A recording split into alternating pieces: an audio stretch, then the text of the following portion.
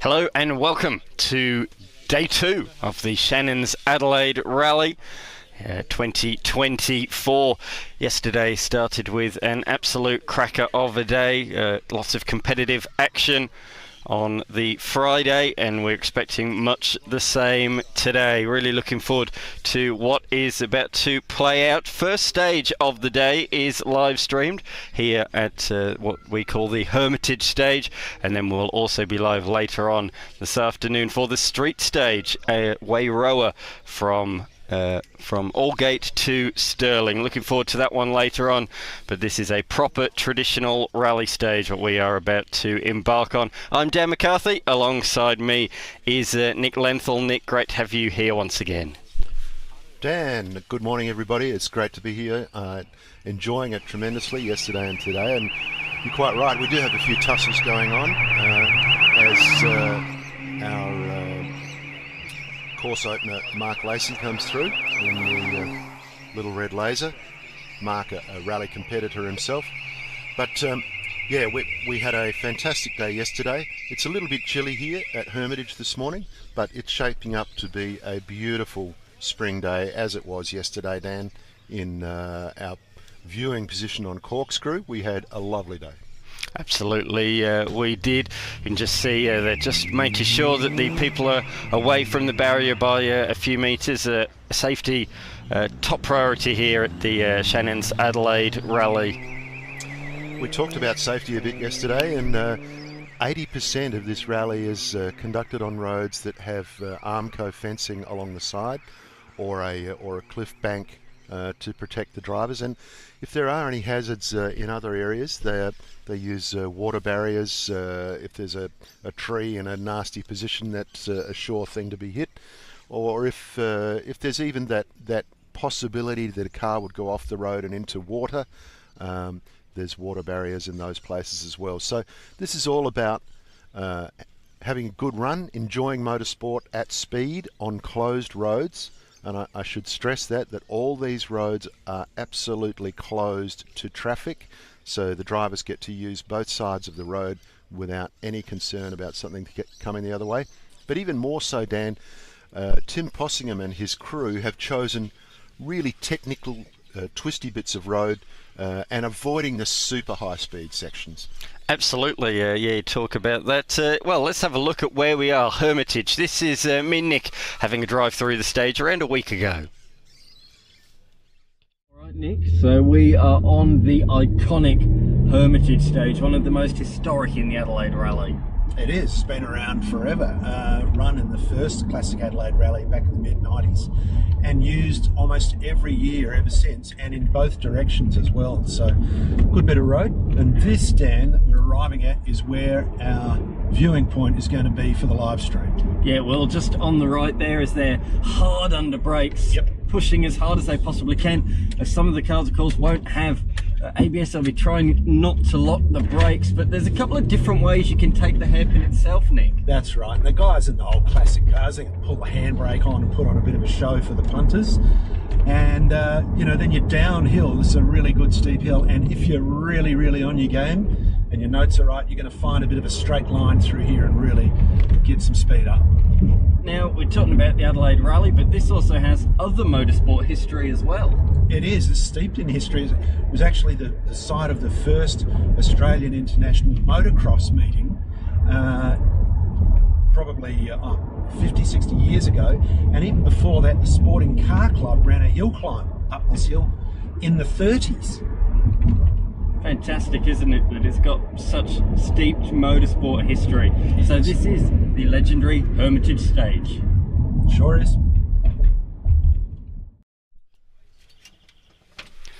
Yeah, very historic stage, this one, Hermitage. And speaking of historic, the first category that will be coming through is the Mercedes Tour, a brand steeped in history. Certainly a rich motorsport. Mercedes AMG Tour contains a huge variety of modern Mercedes products, from its supercars range including the GTR Pro, sports cars such as the C63 and E63 AMGs, to the A45 hot hatch, and even GLC 63S SUV. In total, 30 cars are entered in the Shannon's Adelaide Rally this year.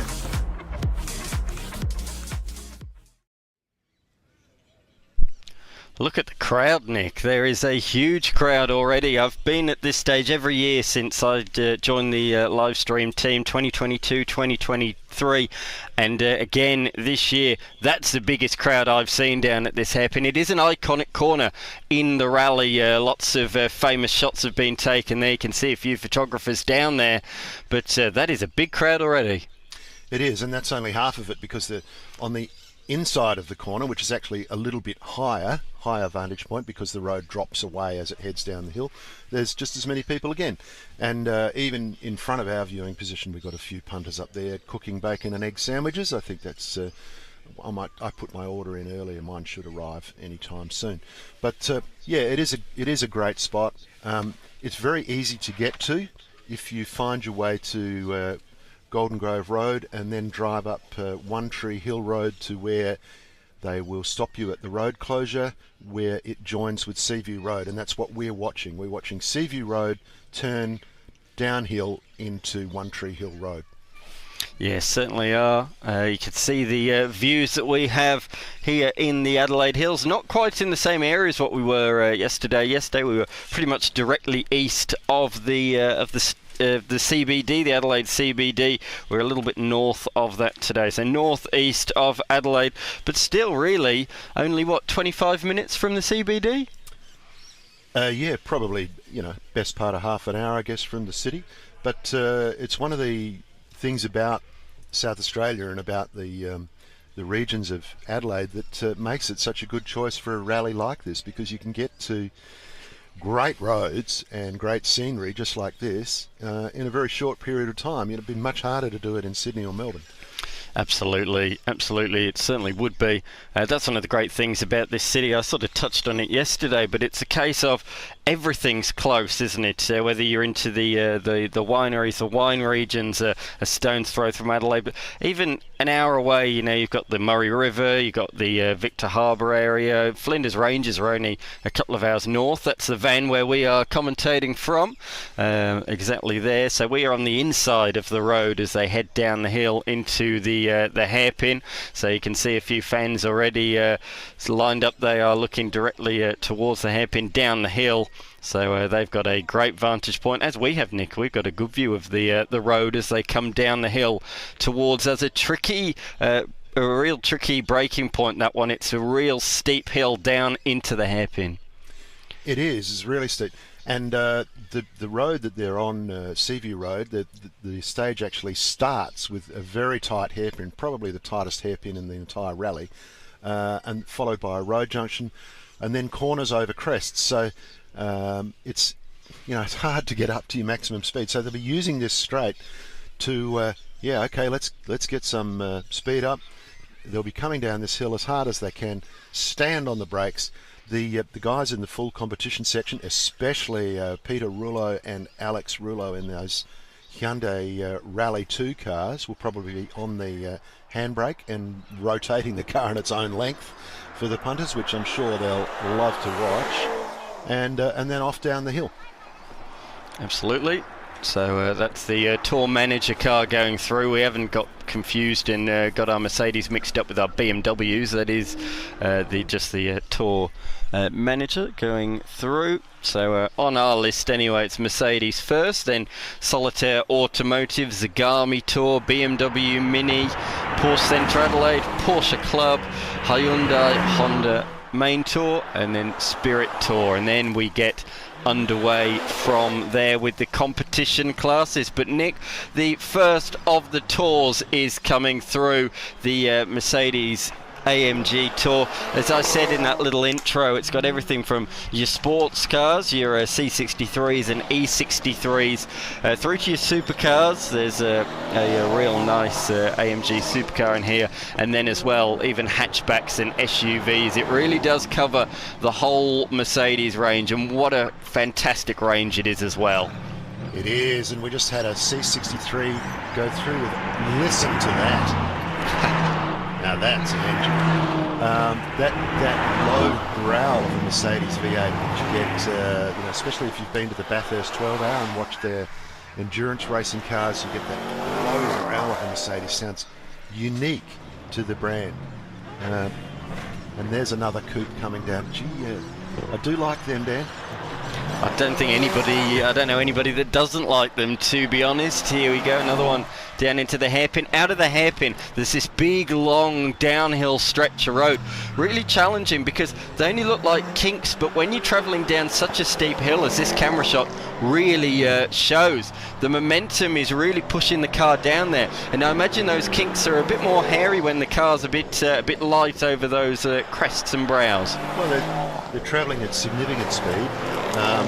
It's all downhill to Snake Gully, and if your notes are right and you're on your game, you'll be finding the straightest line through those corners and really getting up to speed. You can see from that camera shot that even though they're on the power coming down to us, it's just a series of S's, but there's a line straight through it, and they're using that.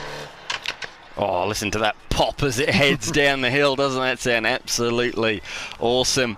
Of course, you get that with the little flappy paddle system in these Mercedes. The gearbox really does pop and splutter as we see another different machine heading down there with the headlights ablaze. A soft top, Nick, we saw yesterday when the sun came out, as it was for much of the day. The roofs were dropped on many of these cars, but it's a little bit chilly this morning, a bit too... I'm certainly not brave enough to drop the top if I was in a soft top out there.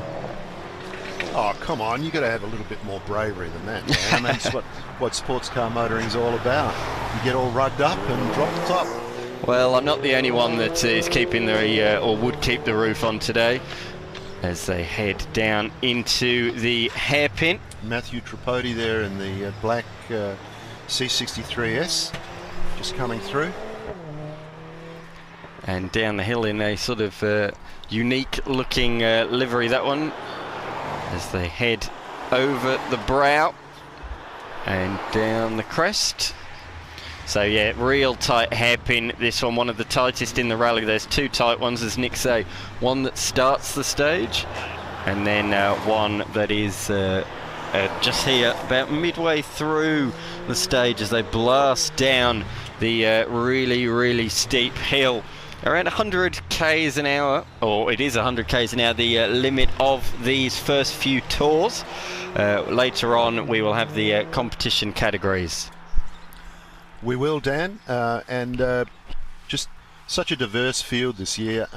Over 400 cars, as well as included in that number of competition categories. The full competition, the challenge category, and the Spirit Tour, which are going to give us a taste of some more assertive driving as we move through the field. But right now we're watching people who are out enjoying their road cars, their sports cars, and why wouldn't you? If you've got a great car like a Lamborghini or a Ferrari or a McLaren or an AMG Mercedes, sure, you can take it out for a Sunday run, but why wouldn't you choose to take it out on closed roads where in controlled circumstances you can explore all the lines that you always wish you could take in the car of your choice?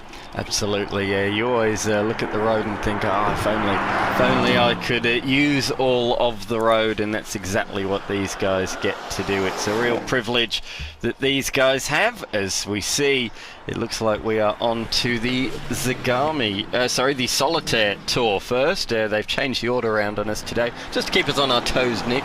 So it is the Solitaire Tour back this year in 2024, as that gorgeous Aston Martin you're looking at heading down into the hairpin. But further ahead, there it is, the green Aston Martin of David Smoker, yes, managing director of Solitaire, and an Aston Martin tragic. I've got to tell you, 30 years ago when I first met David, he was scouring through a British magazine trying to find Aston Martins for sale, and he's been a lover of that brand for so long. And he is a sports car tragic. He's got a few locked away, some nice cars. In this group we're going to see not only Aston Martins, but of course the other Solitaire brands: Audi, Jaguar, Alfa Romeo, and even Cupra, that's right, the Seat Halo brand. Well, it is now Seat. Effectively, Seat no longer exists, and Cupra is now Seat effectively, as we see the Jaguar F-Type down the hill. First brave person, Nick, to drop the top in his convertible. So there we are, a brave couple of gentlemen there. Man after my own heart. I don't think I'm brave enough to ever own a soft top, but so many people do. I heard a curious, interesting stat. Apparently England has the highest percentage of soft tops in the world, which I find absolutely hilarious, seeing the amount of rain they get. No, well, I think the thing is to rug up, turn the heaters on full blast, and go for a drive in the evening when it's chilly, and it's really enjoyable. I own a soft top, and I love driving it. It's, I mean, you don't want to go out on a 40-degree day because you'll just look like a lobster by the time you get home. But no, on a chilly evening, it's a good fun trip. You see the Alfa Romeo 4CG, they're a pretty shape, Dan. They are. Very much so, as it accelerates out. Oh, a little bit of a tail slide there around the left-hander. I imagine that's quite a tricky corner, Nick. As a former competitor, you've driven this stage on a number of occasions. That left-hander, you want to try and maximise the exit speed, don't you, down the hill? But as we saw there, if you get a bit too carried away, you can lose the rear. Yeah, I mean, I didn't use the handbrake in the sharp corner because there is actually plenty of road, so you can get right out wide on the entry and take a line through the whole thing, and then you can do that left-hander smoothly, Dan, and really get into your line for down the hill. I remember last year there was a bollard, wasn't there, and some bunting about 5 metres past the corner, so cars didn't bottom out. That's not there this year, and it means that they are taking a few different lines. So as you see the Audi head down the hill, the RS3 take it there, you can see there is a little cone, but it's not 5 metres out like it was last year. So that'll really play a factor when it comes to the competition, the challenge, and potentially as well the TSD category. There'll be a few different lines compared to what we've seen in the last couple of years. Back to its roots, Nick. I know last year you were saying, oh, I don't want that bollard to be there. Well, it isn't now, Nick. It's back to its roots. Actually, where that cone is right next to a big drop from where the road falls away, and they're just trying to stop people from cutting too tight, because it might end badly if you did that, especially in your road car with its super low profile tyres and 20-inch wheels on it. It might not end well. But these guys are having a ball, aren't they, Dan? I mean, it's the first stage for the day. We've got coming up today, we've got a whole range of great stuff, because we're in the north now. We're at Hermitage. We've got Chain of Ponds following this, which, you know, I'm sure most Adelaide people have had a run through Chain of Ponds Road. It's a brilliant bit of road. Followed by the Corkscrew, where we were yesterday, but today they're going uphill, Dan. They're starting just off the Gorge Road, going up to the top of Corkscrew, just a short stage, nearly 4k. They've got Norton Summit after that, from Horsenells Gully Road up to the Scenic Hotel, the pub, up the top of the hill at Norton Summit. And then Knott's Range, Millbrook, Vista, which is Anstey's Hill down. And then Wairoa, where we will be for the spectator stage this afternoon. And there's John Paul Drake just coming through in the Lexus. Yeah, about 2. I'm sure we'll see it in the second down at the hairpin, but that McLaren bottomed out around the hairpin. You're just talking about it as through goes the Ferrari. Oh, don't you love that? Oh, a naturally aspirated 458. Oh, it's a symphony of noise going past us. Oh, that sounds absolutely amazing, and he's probably already at 100, so he has to just button out a little bit, but it's just a symphony. It's just an orchestra. We don't need an orchestra in a musical. We've got one here in the hills of Adelaide. These are the cars that you always wanted to own, the Lamborghinis, the Ferraris, the McLarens, and it's so great to see so many of them here, Nick. 64 Zagame supercars here this weekend. And here's a McLaren heading down the hill in the, well, not quite papaya orange. It's reasonably close, but I think it's a slightly different shade. And this is where these cars should be, not in the shed at home. They should be out being driven with vengeance and sounding so good. And look, isn't it great that everybody gets to have a listen to it, everybody gets to see them. There's no charge to come and watch a spectator point on a rally. It's free, and they're easy to get to, because generally the road closure is somewhere on a main road, so you can get to it very easily. And like we were saying earlier, they're never more than half an hour away from Adelaide. So as we have a listen to this.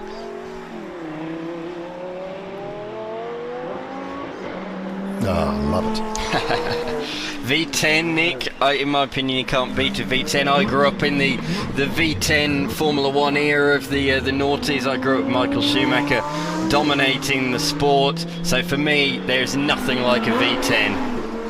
Oh, this is a symphony. We have got the best spot, because all these cars are coming down the hill. They're on the overrun, flappy paddle gear changes going down through the gears and then accelerating away. I mean, you couldn't get a better spot than this. No, absolutely not. I'd quite happily pay, to be honest, to be here, but we don't have to, Nick. Absolute luxury, as a Hyundai is sandwiched by a couple of Porsches, a 911 at the front, and I think that's a Cayman or a GT4 just behind. Can't quite see from where we are, but so many cars here on the Zagame tour this year, the biggest of our tours apart from the main tour itself. To see the next McLaren come through.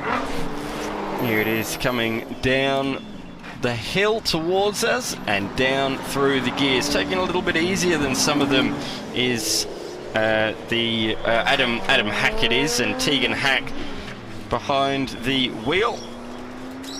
Oh, sorry, that's the wrong tour.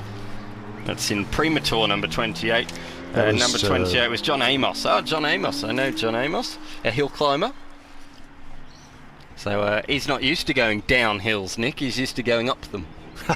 Well, we should have Brenton Griguel now as tour leader of the 17 group.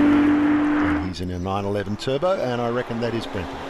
Brenton, also another sports car tragic, actually has a few interesting old school rally cars in his stable as well, including a Renault 5 Turbo.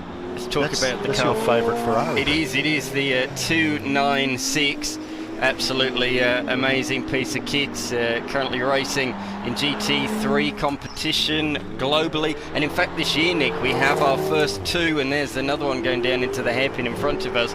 But yeah, for the first time, Nick, this year we have GT3 cars racing, or 296 GT3 cars racing in Australia now, Nick, driven by one bloke called Chaz Mostert's driving it in the GT World Challenge Australia Series at Bathurst this weekend, and took pole position, I believe, this morning.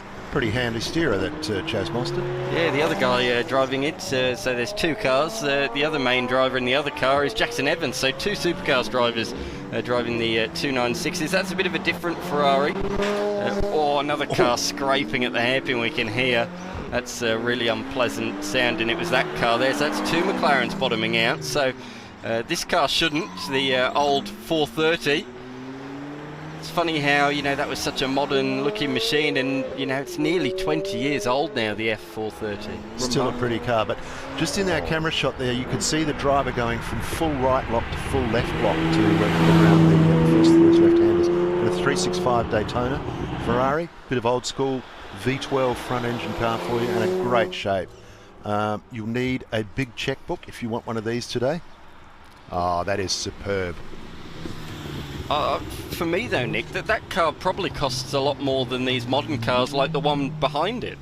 And so often that's the case nowadays. History costs a lot of money. It certainly does. I think. See if we can hear that V12. It's no, just it's a rolling. little bit quiet. Yeah, the car behind it, that's the new, slightly newer version of the 296. That's brand new, that grey car. That's the 296 GTB with Adrian Zagame himself behind the wheel. But yeah, that's so we had the 296, the original one, and then last year, earlier this year, the 296 GTB. So not GTS, GTB came out. So a slightly different, a more GT version rather than a outright supercar. But if you really want to be noticed, take your Bentley Coupe out, because they are a big car. And when you see them racing at Bathurst, they look even bigger when they're on the race circuit. They're just an incredible car to have the performance figures they do, Dan. When they're not a light car, they're a big, heavy car, and a very stately looking car. Ford GT40 also coming into view now. Fabulous car. We're looking at the moment though at David Burton in his Porsche Carrera Targa. So Porsche 911. Oh, that sounds fantastic. On the throttle out of the corner. Flat 6 engine, of course, under the bonnet, that built back in 1987. But yeah, real range of vehicles. The Ford GT you were just talking about, built back, that was the model that was built in 2005. But there really is a huge range in Zagame Tour this year.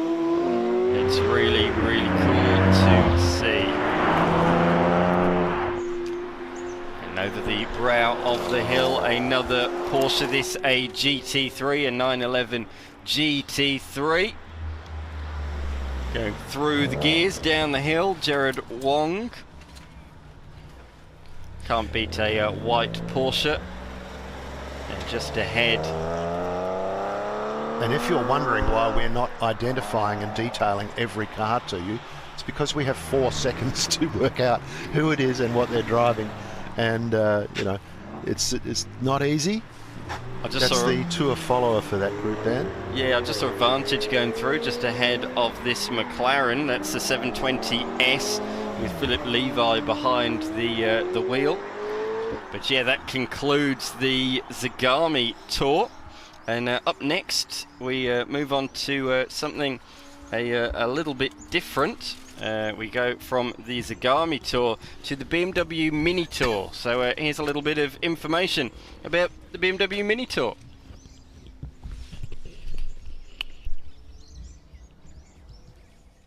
Mini Tour contains 24 BMWs and 8 Minis. It features mainly modern machinery, but a couple of old classics as well.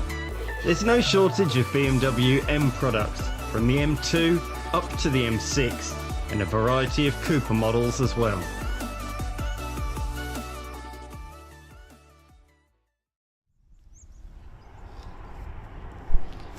And here they come on cue, Nick. We time that to absolute perfection. The first one is going to come through. Looks like a Mini is towards the front of this pack today. Yesterday all the BMWs led all of the Minis, but already we have a Mini towards the front, and that is Raymond Kabaks in his Mini GP.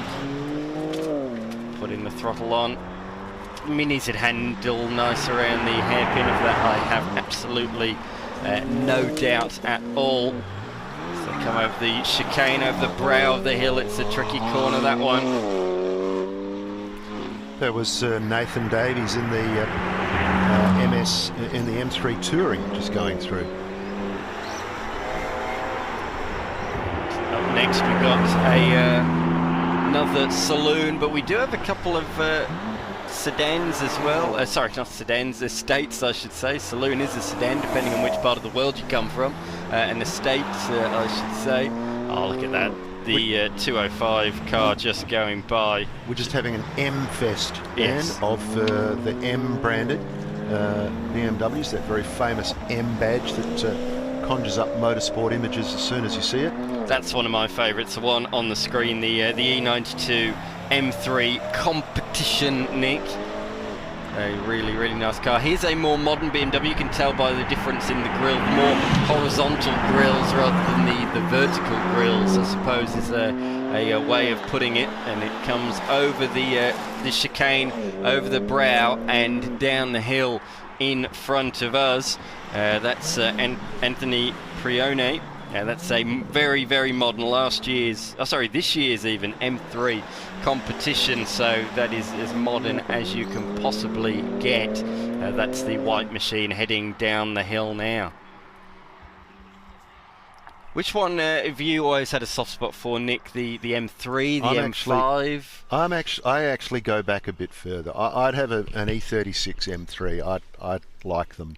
I think probably because I drove one for a couple of weeks, and I just like the relative simplicity of it. You're going to see a big difference today with the way these modern cars are going through this corner, with all their smarts, with all their all-wheel drive and traction control and ABS and all the in electronics and the diffs and that bounced all sorts of things.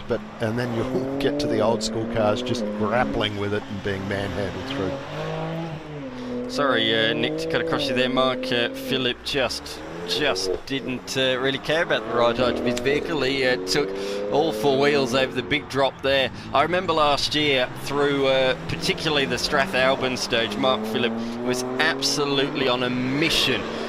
He drives to the limit of 100 k's an hour, but he gets there as fast as possible and loses as much speed in the corners as possible as well. As we are now onto the second group within the BMW Mini Tour. Because of how many cars there are, Nick, we've had to split them into two groups. There's 32 BMWs and Minis in amongst this group. We mentioned Classic Stand, and there's a 635 for you, or 630, I reckon. But classic shape, they went through a period where there was some racing cars called the BMW Art Cars. There was a racing series, and they were all painted in different artistic liveries, and there was even a calendar I had as a kid where you had all the art cars. I thought you must say that. That's cool. That's really cool. Down through the gearbox, you could hear in the background. So many. Oh, listen to the. Oh, no, that's the. In a Mini, you don't lift. You just go flat. That's the Broadspeed Mini of Jonathan Morris. And you could hear, now I reckon it either had straight cut gears or it was that 4-blade fan that makes that distinctive noise on Minis. Sounds like a supercharger whine. One of the oldest cars here this year, built back in 1967. To give you a comparison, that was the year that Denny Hulme won the Formula One World Championship, to give you a sort of period of how long ago we're talking. Yep, that's right. And I think Fred Gibson was competing at the top in Bathurst around that time as well. So we are really talking back to the early days of both Formula One and Australian Touring Car Championship history. As we see the beautiful surroundings here of the Adelaide Hills, a beautiful stretch of road. This one, Nick, we sort of touched on it a little bit earlier, but there's a bit of motor racing history in this particular valley. There is a bit, yeah. It's quite a surprise. I didn't even know that, Dan, until I did some research for today. But down the bottom of the hill, the long straight stretch the drivers are doing, is Snake Gully, and that was the site of Australia's first international motocross championship event about 60 years ago. So probably about 1964, I reckon, roughly. But even before that, the Sporting Car Club ran a hill climb up that hill from Snake Gully up to where we are now in the 30s. So I don't know what they would have been driving up that hill then. Wouldn't have been a particularly fast event. It was probably more a case of can you get to the top. But yeah, it was steeped in history. And in fact, the Teedra Gully Motocross Club is still not far from the site where that took place in Snake Gully. They come over the hill. We move on to the Porsche Centre Adelaide Tour, Nick. And in fact, we're going to see a whole host of Porsches coming through now. We've got a few from Porsche Centre Adelaide and then Porsche Club Tour as well after that. So for the next few minutes, if you like your flat sixes, this is for you. As they come on down the hill, this is number 937. Can you tell us a bit about that one, Nick? Stuart Kay in 2024 911 in stone grey. It's pretty colour. And doesn't it look good as well? If that's what Porsches are going to look like going forwards, I'm all in. That is a really nice looking thing. And we talked about this yesterday, Dan. How do they manage to change the car every year but still retain that 911 shape? It's unmistakable. You know immediately what that car is. Absolutely. As they continue to come through, symphony of flat sixes. The GT3 Touring of Scott Grigg, car number 931 in silver. It's a 4-litre. That's one thing, isn't it? It's still a flat six, but year on year, decade upon decade, the size of the engine increases. And as the Germans would say, we have optimised. Yeah, that's right, that's right. Even in 1981, they were saying the engine has been optimised.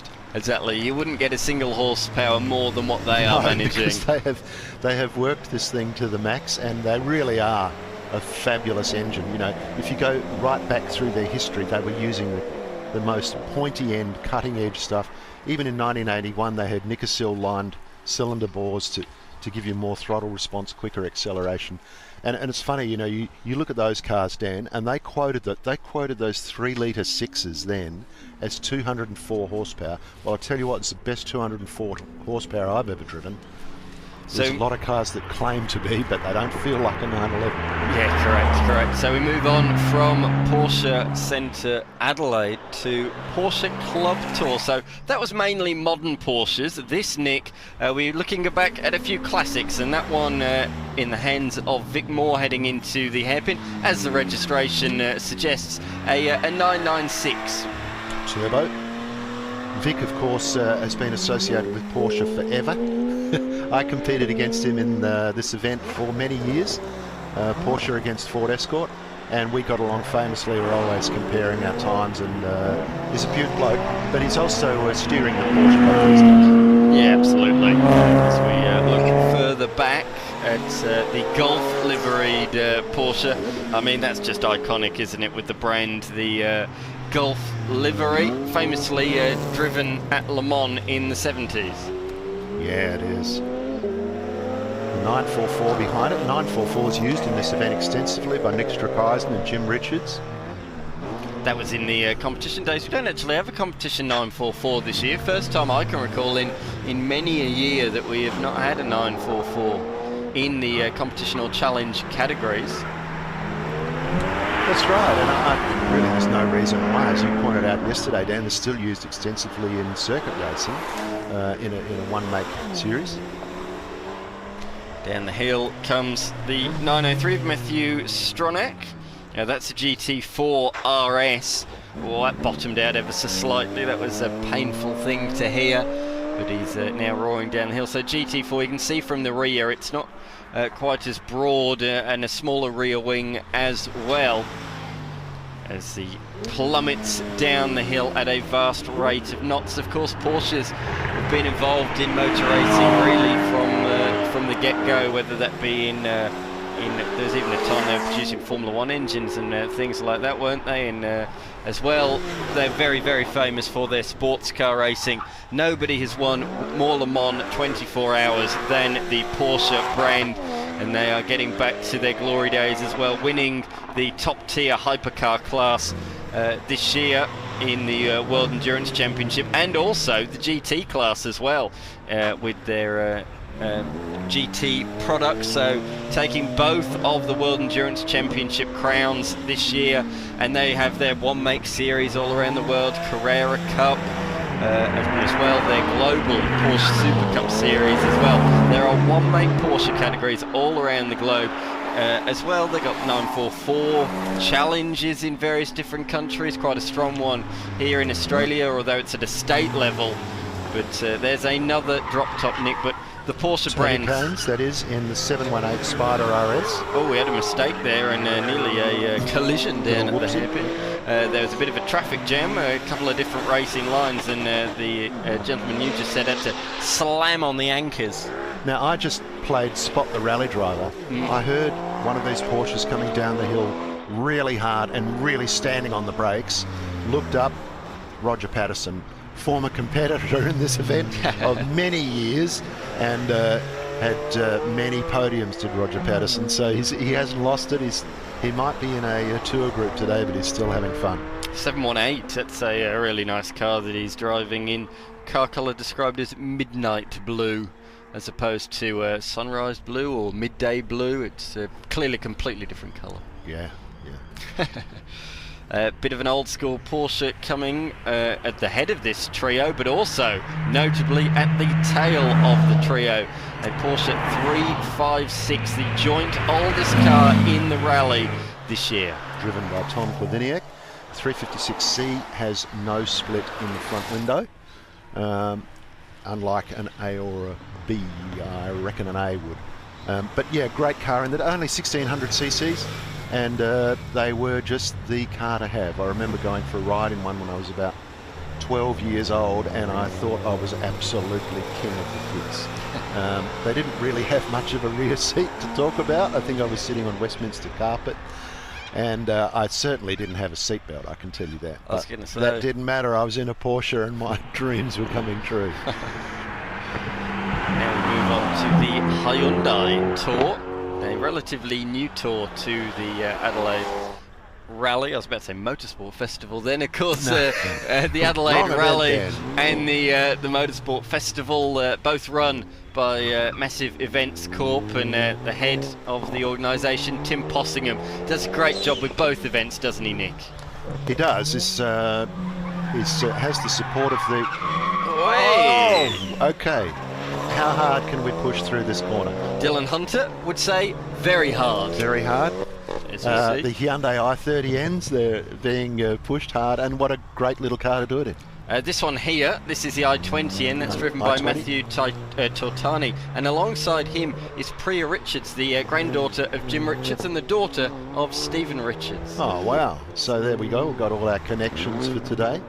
But, yeah, this is great fun. These Hyundai guys, every year they have a great time. It's a well-supported group. Priya Richards does a lot in the motorsport media these days, and she does a lot of work, I believe, for the Porsche Carrera Cup series we were just talking about. So she's a very busy lady, but she does a fantastic job, all the work that she does, and great to see her here this year alongside Matthew Tortani, another person I know in the motorsport media landscape. But great to have the Hyundai Tour back this year, from i20s to i30s, even Kona Ns. But they really are some pristine machines these days. Up next, Nick, we have the Civics to come. Yeah, the Honda Tour, and here they come. And we were talking about these yesterday, that the Honda Civic Type R really has a cult following. Motoring writers lauded this car. They love it. And the performance figures, you know, give you good reason to do that. They are a special car. But they certainly have a cult following. I was at my local coffee shop a few weeks ago, and there were 7 of them together out for a Sunday run. And here they are again today. Absolutely. Listen to that VTEC. Oh, that's an earlier Civic. Oh, now that is really a feast for your ears. The VTEC camshaft technology from Honda. I don't think we saw that yesterday, did we? I don't think we did. So great to have Jacob Baker out there now in his, as you say, 92 model Civic EG3. But absolutely, that was not out there yesterday. It was a bunch of Civics and an S2000. So I know that is a Civic, but we're talking the current Civic Type R, which Yes, that most certainly is not. No. But we had the Civic and the S2000 behind it, so we had a feast of VTEC technology there. Yeah, certainly did. It's only a small little tour, the Honda Tour, but brand new this year, and I look forward to seeing that grow. As you say, Nick, they're so popular, they've got a real cult following, and I expect that tour to grow year upon year. They're one of those cars, Dan, that, you know, if you're working in a dealership and someone comes in to look at one of those, you know they've got a penchant for motorsport. They're going to do something with it on a Sunday. They're not just buying it to drive to work. So now we have the main tour, led here by Nathan Green in his 1991 Nissan GTR Skyline, of course, made famous. Hey, kicking the rear out, very nice attempt there. And Craig Lowndes is following him directly behind. 7-time Bathurst 1000 winner is in the Chevrolet Corvette directly behind. So great to have Lowndesy here this weekend. And have a listen to this orange 911 there. It's just gone a little bit too far away now, but the orange 911 followed by the Bullet movie tribute Mustang. Subaru just coming into view with the STI distinctive purple badge. And you made note of the registration number on this the other day, 555, significant to the Subaru brand in those mid-90s. Yes, it was, yes. The 555 was a cigarette brand. But the main sponsor of the team during the height of its success with Colin McRae and Carlos Sainz. Yep, in the Magic 22B developed rally cars. And if you want to buy a Subaru 22B today, you need pretty close to 400 grand to own one of those cars. I want one, but I know I've got no chance. Another Chevrolet Corvette coming towards us down the hill. That's a tricky corner, that one, over the brow of the hill. The left-hander pretty deceiving as Pavel Corset goes past. Oh, one of your favourites, Nick. Now, muscle car madness. Here comes the Dodge Hellcat. There's no substitute for cubic inches, Dan. Plenty of horsepower in this car, as there are with things like the Roush Mustangs or the Street Fighter Mustangs. But that's a big engine, that one. Certainly Have is. a listen to it. But what he was saying about just coming over this brow here, Dan, all this stage leading up to where we are is like that. Little corners over brows, and that's where your notes are just absolutely vital. And that's where the enjoyment comes from, because when you've got the notes right and the road just sort of opens up before you and it's exactly what you thought it would be, there's so much pleasure in that. Through goes Stephen Engel down the hill. And there's that distinctive Mercedes V8 Rumble in car number 320. 320, that's Adam Finlayson, who was in the event last year. As we see the new Alpine head down the hill. Gotcha. Yes, exactly. What a significant car that was for rallying in the early days. Yeah, it was. And I mean, just to catch us out the way it got down there is one of each in this event. There's the new Alpine and there's also the old school 60s Renault competing.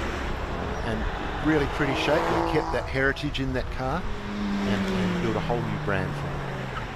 Absolutely, but as you say there, they've kept the real essence of the car looks, though, haven't they? If you look at it, you know what it is, because it does look like the car from back in the 70s. And they followed it true to form in making it a not too powerful, relatively light, nimble car in the spirit of what the original was. So yeah, cool. And Alpine in the last weekend, of course, a double podium in Brazil. Who'd have seen that coming at the start of the year when they were locking out the back end of the grid? But what do they say? Rain is the great equaliser. And Pierre Gasly and Esteban Ocon certainly delivered, didn't they, last weekend? They couldn't match Max Verstappen. He was in a league of his own.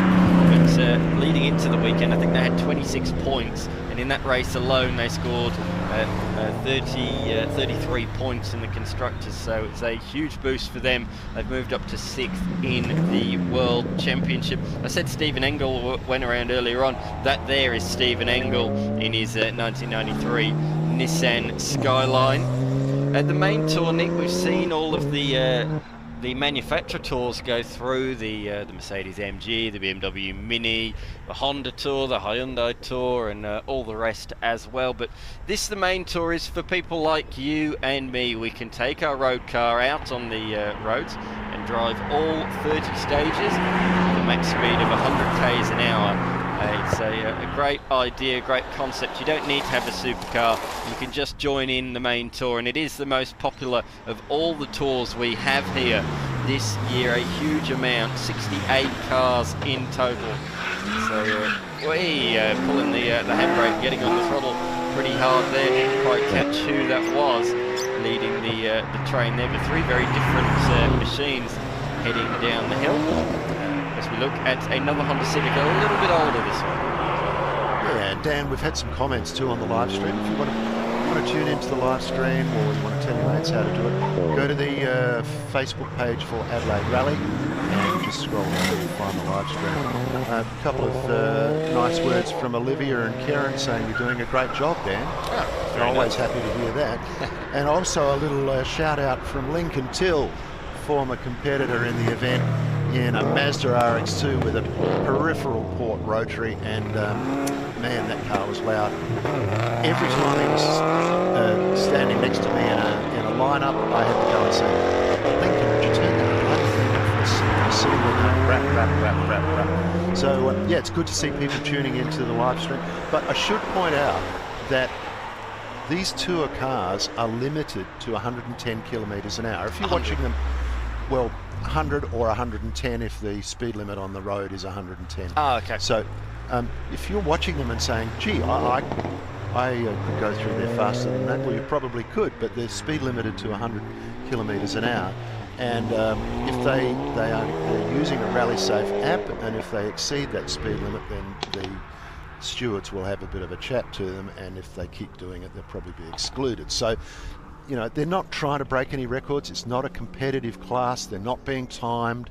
There's no trophies. This is purely just a fast drive in the country. You can see our hardcore punters there at the road closure. That's an incredible crowd. It actually they look closer than they are with that camera shot, I should point out. They are a fair way back.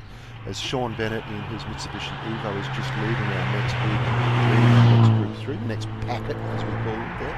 Yes, correct, absolutely. Packets are split into back cars of 15 just to make sure. So there's a tour leader and a tour follower in every single packet, and they're in groups of 15 just to make sure nobody gets left behind.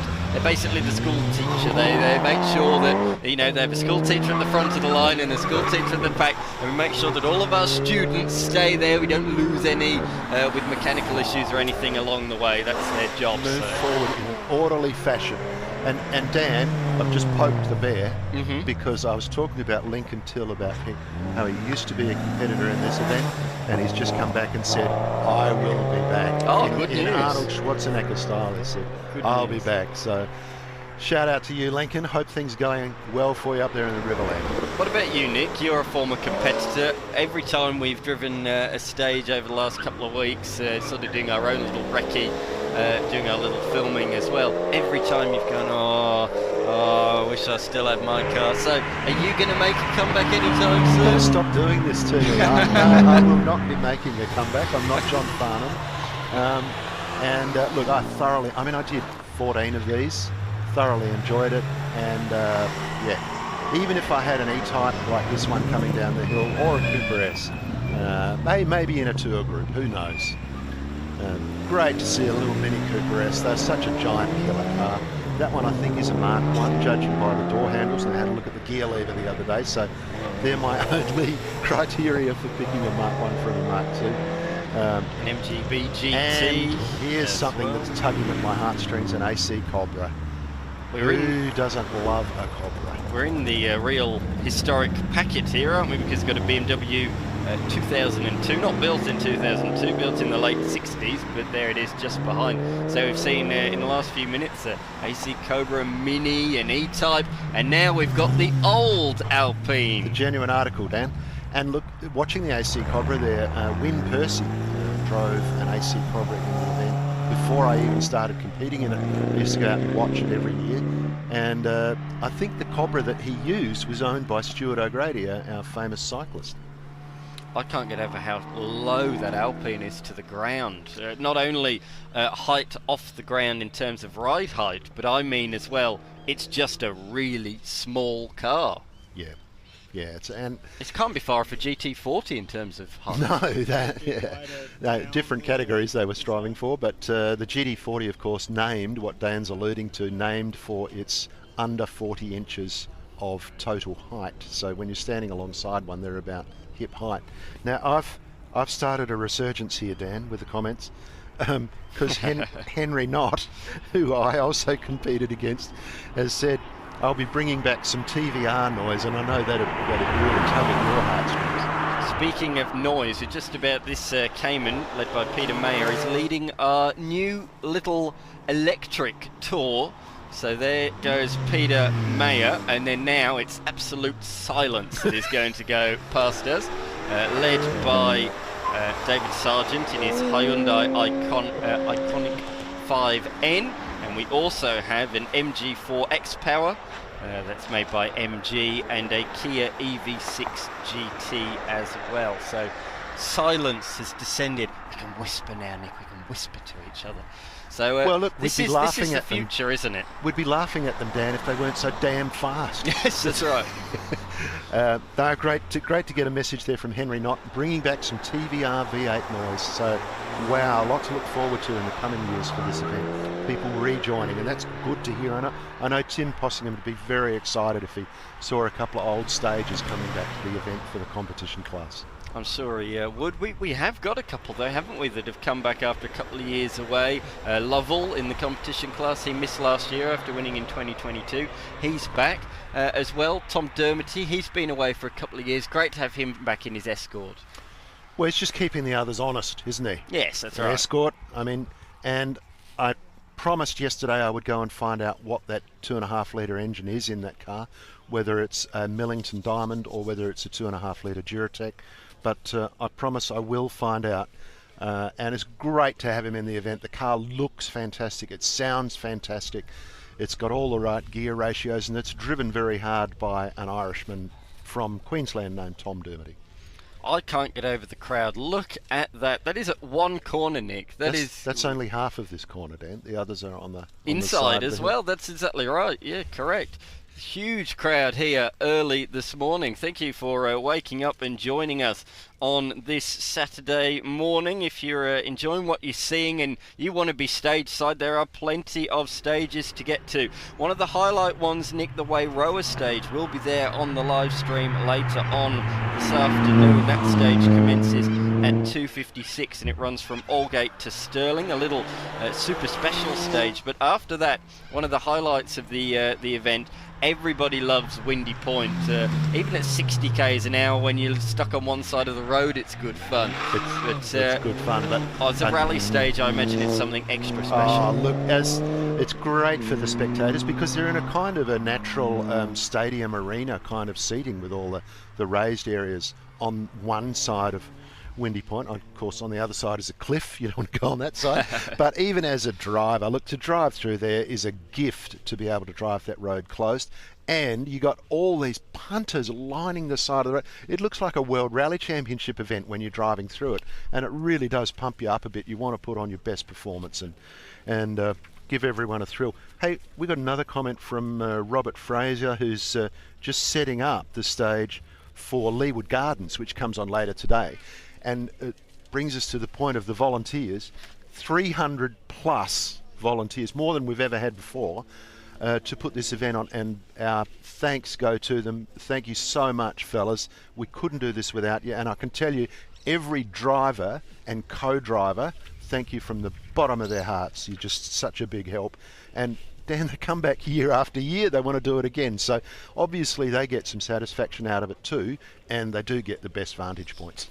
Absolutely. 375 volunteer officials this year, Nick. 375. That's 55 more than last year. But that's because they're racing on 20 or 19 more competitive kilometres this year. It was around 128 last year. This year, 147 competitive kilometres. We've got an extra stage as well. We had 29 last year. We've got 30 stages this year.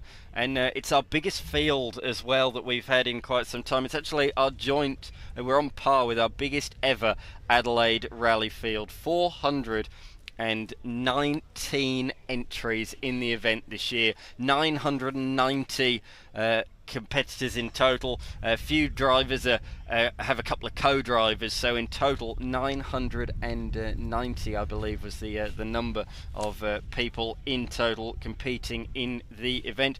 You said about him preparing for Leeward Gardens. He's going to get himself a good view because Leeward Gardens doesn't even commence until 1 o'clock this afternoon, so he's setting up the stage, so he'd have to be in before the road closure starts. I see. And look, while we're talking about competitive kilometres, yesterday our competitors started before 9 o'clock, and they had a bit of a delay during the day. That, you know, a couple of little hiccups during the day with little mechanicals and cars stuck and things like that. But we were driving home yesterday from Cherryville Plus, and there were cars that we could see that weren't going to finish their day's outing until nearly 7 o'clock. So they've had a big day yesterday. They're probably a bit weary last night. Probably a couple of sherbets had just to celebrate the great day that they'd had, and now they're back out there doing it all again today. And today is packed really tight. A lot of stages, a lot of great stages. Absolutely, it certainly is. We've got some competitive categories to come, so those are all the 100km/h limited tours completed. From here we step it up a notch, firstly with Spirit Tour. They are limited to 120 km/h.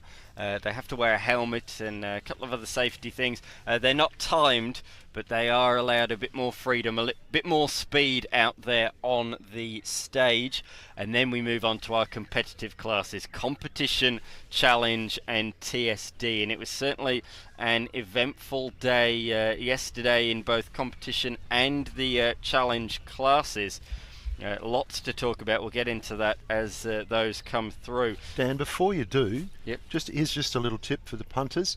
They're just arriving at Foxfield Oval now, which is sort of at Ross Trevor, Athelston area, at 10:10. So they're just arriving at Foxfield Oval now.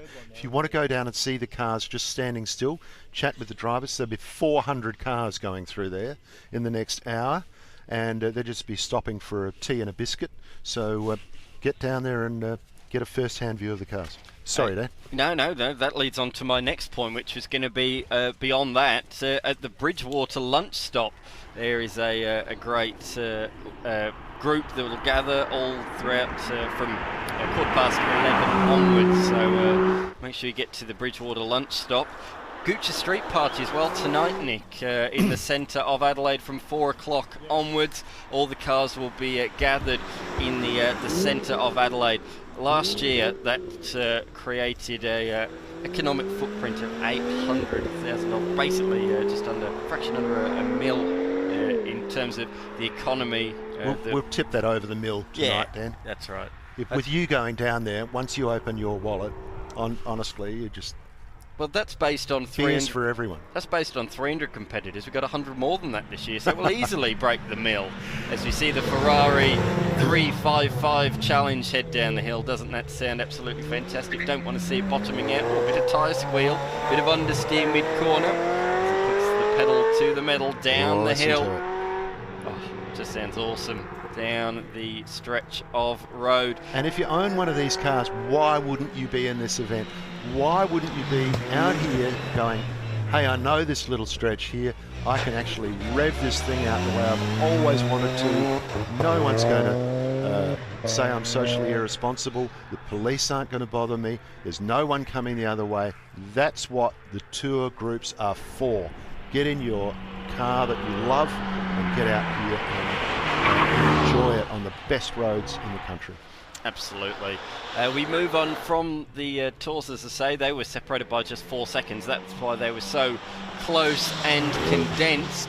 But now we have Spirit Tour, where they are separated by 30 seconds. Spirit Tour, Nick, it's a bit of a feeler, isn't it? A bit of a toe in the water for those that want to experience potentially the competitive categories going forwards. We've seen this year, compared to last year, a couple have gone from Spirit Tour this year into Challenge. They enjoyed having the road to themselves, being separated by 30 seconds, pushing that little bit more, having the helmet on, enjoying a little bit more of a competitive nature, and now they're in the timed classes. So it's a bit of a feeder series, almost, you'd say, to the competitive categories. It is, as we see. I think that's Ben Org just went through, and Ben is a pretty keen punter. He'll have a good go. But sometimes you have guys who maybe they've competed in full competition for some time, and they've passed that, they've done that. They've decided to just take a step back, still want to be a part of it. Let's just go not so serious, get into the Spirit Tour. Other people, like I said, are stepping up. Maybe they've done some circuit sprints and track days, hill climbs, but they'd like to do something that's, for me, that was a big part of the attraction. The fact that the rally runs for 3, even 4 days in some years going back, that's what I love. I love the 4-day competition. I had a crew around me who made sure the car ran right all the time, and they loved it just as much as I did. I didn't have to ask them each year to be a part of it, they'd ask me.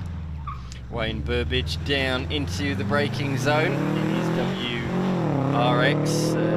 Really pushes the limits, does he, down the hill.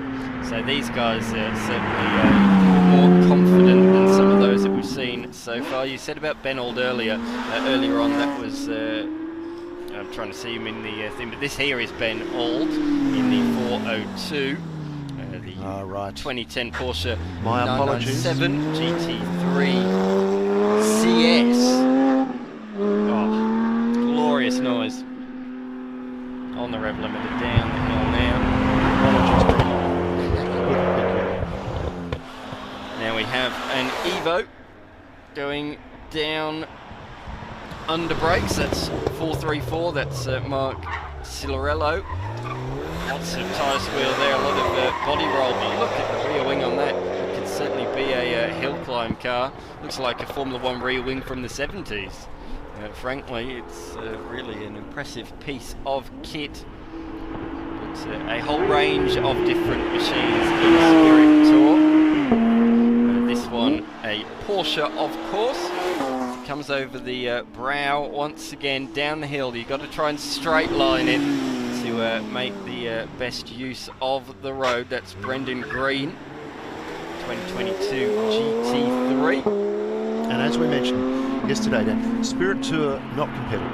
No, correct. Not timed, but 120 km per hour limit, and nowhere near as much demands in terms of safety aspects.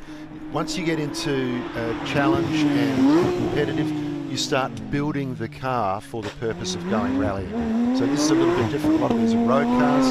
They're wearing helmets, and they do have some safety requirements, but they don't have to really build the car for rallying, and so they don't have to maybe spoil their road car. If you mix that.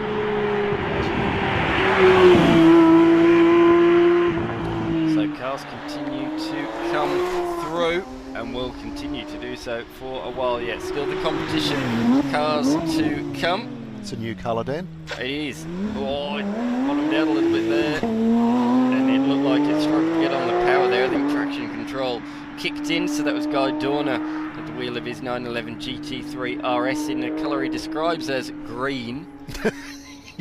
It's not blue, it's certainly not green to me either, it's something in the middle. It's something in the middle. You can see all the whole range of smarts, the electronic wizardry working in that car as he gave it a bootful coming out of the corner, and the car just kept itself composed.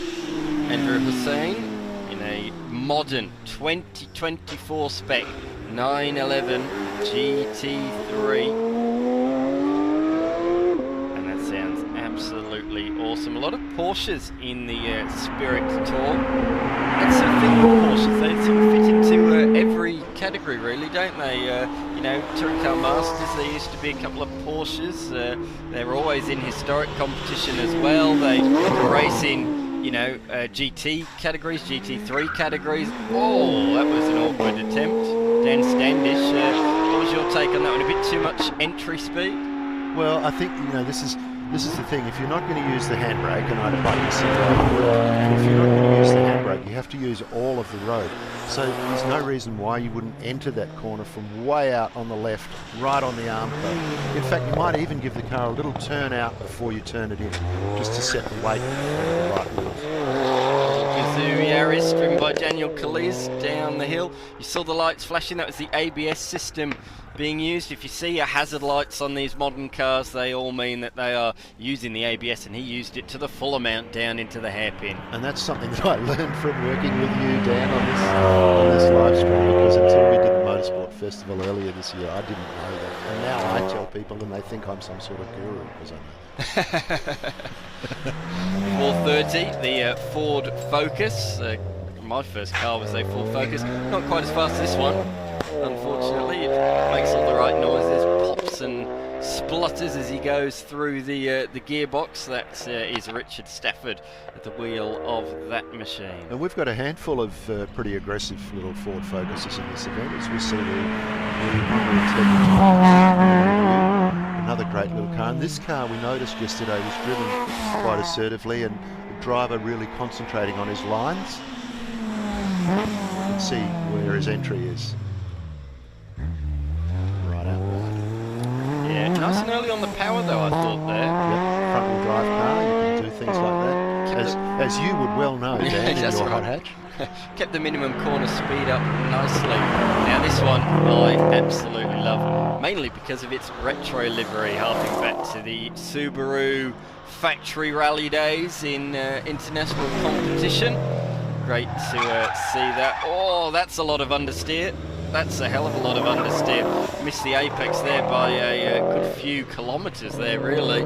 Yeah, could have braked a bit earlier, got off the brakes and turned the car through the corner. But hey, you know, we're all having fun. It's not sheep stations, is it? No, that's right, absolutely. So we see another old Subaru and another one with 555 on the Rego. That's the second one we've seen with 555 on the Rego as it comes down the hill. And the first three letters RAL, so Rally 555. So someone's obviously gone into the R and S plate section. And a bit of a quick tug on the handbrake there, just to turn it in. Well, an attempt. It didn't seem to do very much. He pulled on it anyway, and you saw the rear tyres lock up and smoke come from the right rear, but didn't swing the rear around, did it? So it needed a bit more use of the handbrake and maybe a bit more steering lock to swing it out. Well, all-wheel drive cars don't particularly like turning corners anyway, so you've got to be pretty aggressive about it. Declutch, pull the handbrake on hard, and if you're going to do it, you've got to really commit to it, because there's nothing worse than a half-hearted handbrake turn, because it just doesn't work. No, that's right, and you lose time having attempted it as well. You've just been better off taking. But we're not here to critique these drivers, they're just out there. No, that's right, that's right. That's what the Spirit Tour is all about, isn't it? It's just pushing. They're allowed to push a bit more than the main tours, but they are, as you say, they're not against the clock. They are just out there having fun. And this is not another episode of Australia's Got Talent. This is the Adelaide Rally for 2020. that was a reasonable execution. Maybe didn't quite get on the power as quick as he'd like, but Louis English nailed the handbrake there. Very nicely. Well, I'll make a prediction that Peter and Alex Rouleau in their Hyundai i20 Rally 2 cars will give us the best handbrakes of the day. Unless Jai Raymond sees a crowd, in which case he is obliged to put on a show. And there is a huge crowd here, so I'm sure he will pull the handbrake, because as he told us both on many occasions last year, you don't waste a crowd. No. And he's in competition, so that shows that even competition is good fun here at the Adelaide Rally. Oh, competition, sorry, he's in challenge, but he's in one of the competition classes. Oh, that was quick. Oh yeah, that's the deepest under brakes. You could see the car bow down at the front end. Nicely through there on the throttle. Jamie Coleman, brilliant through there. You could hear the driver cadence braking, getting hard on the brake, then off a little hard on the brake again, so that you prevent the full wheel lock-up. And by the time he turned into the corner, he was off the brakes, and the car was all settled. Yeah, that's what you want, isn't it? You don't want to be holding the brake through the corner. Exactly right, but we next see a Lotus Exige coming down towards us, Nick. A really nice car is the Lotus Exige. Been around in a few different sort of iterations over the years. This one, the latest, with Michael Delahaye behind the wheel, an Exige Sport 350. And they're made for this, aren't they? Lotus product. Certainly are. This is a bit more heavy, a bit more lumbersome, but it's certainly got a bit more poke under the right foot. As he goes into the hairpin. I like the yellow stripe. I remember this car from last year, Glenn Winter behind the wheel, a C63 AMG. It makes all the right noises as well with its big V8 motor. Love it. Love the shape, love the engine sound. As we move on to... Yeah, he was pushing a lot yesterday. This is a very pedestrian run through this one, so I'm not sure if he's nursing any problems, but he was pushing to the absolute limits earlier on. It's Mike Kaczynski. Yep, exactly right. Hard under brakes. You can hear the brakes squealing and under brakes there. That's when you've got effectively race type brakes, isn't it? And they're just not warmed up, they make that noise. I tell you, Dan, sometimes you just can't stop them from making that noise. I had one particular set that screamed like a banshee, and no matter how many times we chamfered them, we couldn't stop them making the noise. That was a pretty aggressive approach, wasn't it? It was. There was a bit of handbrake in that, and a bit of wheel spin, and it probably just held. Yeah. Yeah, you can see we're moving up to the competitive categories. We're getting closer, and the driving's becoming a bit more aggressive. They're a bit more confident about braking points, and that was a nice one. They used all the road, kept the car composed, but used every bit of road. That's what it's there for. You don't get away with using half of it. Use all of it. Absolutely. Well said, Nick. As they head down the long stretch down into the valley. A Toyota 86 up next. What a glorious car this is. Manual gearbox. It's old school really, is the Toyota 86. Lightweight, small capacity engine, but it's how cars used to be. Dan, I reckon there's a couple of tiers you could operate in if you want to make an entry level into this sport. I think for $10,000 you could build yourself a hatchback like a Fiesta XR4 or 172 or Megane. And then if you want to spend say 20 to 30, that Subaru BRZ or Toyota 86, probably another choice. And you might even be able to fluke one that's already been developed. This might bottom out here. Oh, very close. It bottomed out on the oval in Parc Fermé. You may recall, Nick, we were there on Thursdays. They went onto the oval in the Adelaide showgrounds, and it bottomed out there as a horrible and that noise. that was at walking pace. It was at walking pace. So I was expecting much the same there, but I think he got away with it. I think he took a bit of a wide berth away from the apex of the corner, I think, and I think that's probably a safe decision. Now, this is not the Griswolds from National Lampoon's Vacation. This is a Subaru WRX hatch. Flashing the lights. The little boot on top. Yeah, and those LED lights that I didn't notice yesterday, was flashing them all the way down the hill. I'm blind, to be honest, Nick. I was looking straight at them. He was just waving to the fans as we see another Toyota, I think it is, or is it the Subaru BRZ? This of course, identical in body shape, yes.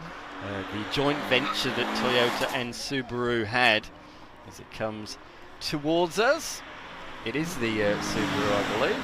Car 446. It's nice to see a BRZ. Oi, that was a Larry exit, wasn't it? Right on the power, cranking it out sideways. And here's a favourite of mine, Dan Beck in the Mazda RX-2 Coupe in historic livery, tribute livery. Dan has been in this event every year since day dot. The Rotary boys love their motorsport, and they're just so brand loyal. Look, it's like being at Bathurst in the 70s, isn't it? Certainly is. Sounds great.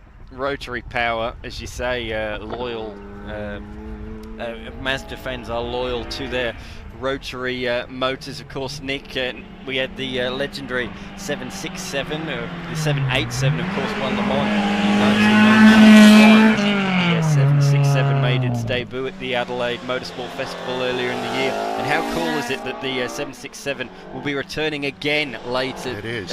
Early next year, along with the Nissan Le Mans car as well. That sound that you can hear is a Mark 1 Escort with a Ryby Cosworth 16-valve engine. A little step up from the 1600 Kent block engine that would have had back in the day. But another enthusiastic Escort punter. There's a few of them in the event. And they actually, there's all Mark 1s except for Tom Dermody and his Mark 2. Car 435. Yeah, taking a little easier is Alistair Hay. Well, that sounded a little rough again there in his 718 Cayman. That's the GT4 RS. A really nice top of the range Cayman is that particular one. This is a bit more old school, but going back to the Motorsport Festival, Nick, I was talking about those two Le Mans cars that we're going to have, the return of the 767, also the Nissan Calsonic car that was from around the same era, but there's been announcements left, right and centre in recent days. The Mobile One Brock Sierra, the Brock Mediki Sierra, that'll be making an appearance. We've also announced as well in recent days that, as well as that, David Brabham, former Formula One driver and Le Mans 24-hour winner, will be racing one of the very cars that he competed in at the Adelaide Grand Prix back in the mid-90s. That's cool. And look, Dan, when you talk about the return of the Mazda, you can't leave out the return of the Mazda's owner driver, who has achieved rock star status in Adelaide. Not only for his driving and for his very jovial, very affable approach to the fans, but also for his impersonations of the sound of the 767 at speed and why it was better than the car that followed it.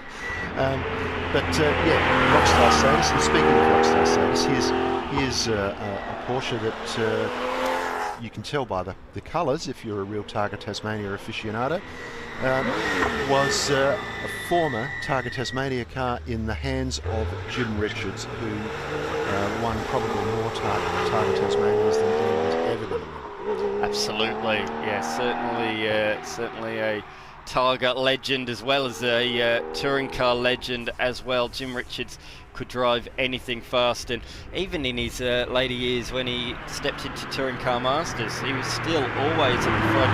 At the age well over 60, he was competitive against these young whippersnappers. A legend, one of the greatest drivers in Australian motorsport history, of course, a Kiwi born, but great as well to have his granddaughter Priya Richards as part of the rally this year, competing in the Hyundai Tour as a co-driver that we saw earlier on. You're saying, Dan, that she's a part of the Porsche PR setup?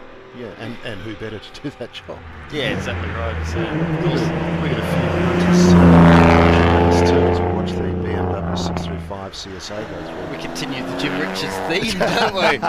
In the JPS tribute livery, the 635, one of my favourite cars A different sound going down through the gearbox there. Oh, lifting the, cocking up the right rear wheel. That was spectacular from Tom Ferguson. That was awesome. It looked like a bit of initial understeer, but once the right rear came up, it turned on a dime. Tom Ferguson has a history of spectacular, Dan. He, in a 240Z in his hands at Colin Grove was a pretty lively thing to watch, and he doesn't hold back. But he's just out here having a good time today. We've got a few current rally competitors. Mike Dale, who's been a South Australian rally champion and former winner of this event as well, with Nick Strakheisen. And with Andrew Cavalli in years past. Gary Kirk, who's a builder of cars and has also been a part of things like the Dakar Rally. So they're all watching us and they're enjoying it. It's good to see you guys all taking an interest in the event. So that, Nick, going through that we can see now, the 2019 Ford Mustang, but it's the Shelby Super Snake. It's the top of the range Mustang, built in 2019. Pretty rare, that particular model iteration. I don't know exactly what you call it, but yeah, that is the top of the range Mustang, the Shelby Super Snake. Many extra ponies in that pony car. And that was sought after one if you're a Mustang owner. I mean, I had the pleasure of owning a Mustang for 5 years, and great car. Gee, I thought mine was pretty quick, but the Shelby is much quicker than the one I had. What year are we talking, Nick? What sort of range of Mustang? Like the current shape, 2017 mine was. Okay, yep. Yeah, and it was just my daily driver, but great fun car, made a really good noise. Every time you started the engine, you got a smile on your face. And here's our pagoda roof Mercedes SL. Now, Dan, did we check, is it a 190 or a 230 or a 280? I believe that was your homework overnight. Was it? I have failed miserably in turning the homework, which is not unusual for me. But the distinctive pagoda roof, hence the car got the nickname, and they're a beautiful car, like a really distinctive shape from 50 years ago now. Got to get the big check. What's that Volvo again? Oh, he's really pushing, isn't he?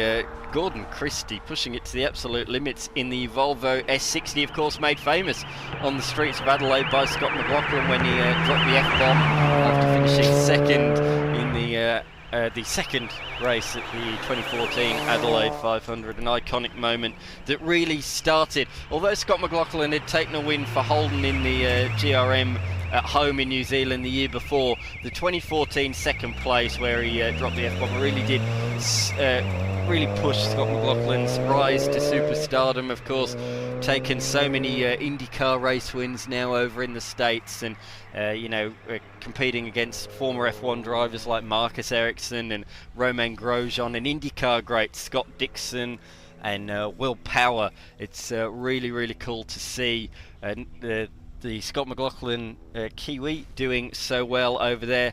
Not our only Kiwi doing well over there, we sort of adopted them of our own recently, haven't we? Shane Van Gisbergen as well, of course, doing very well in NASCAR, and he'll be moving up to the NASCAR Cup Series next year.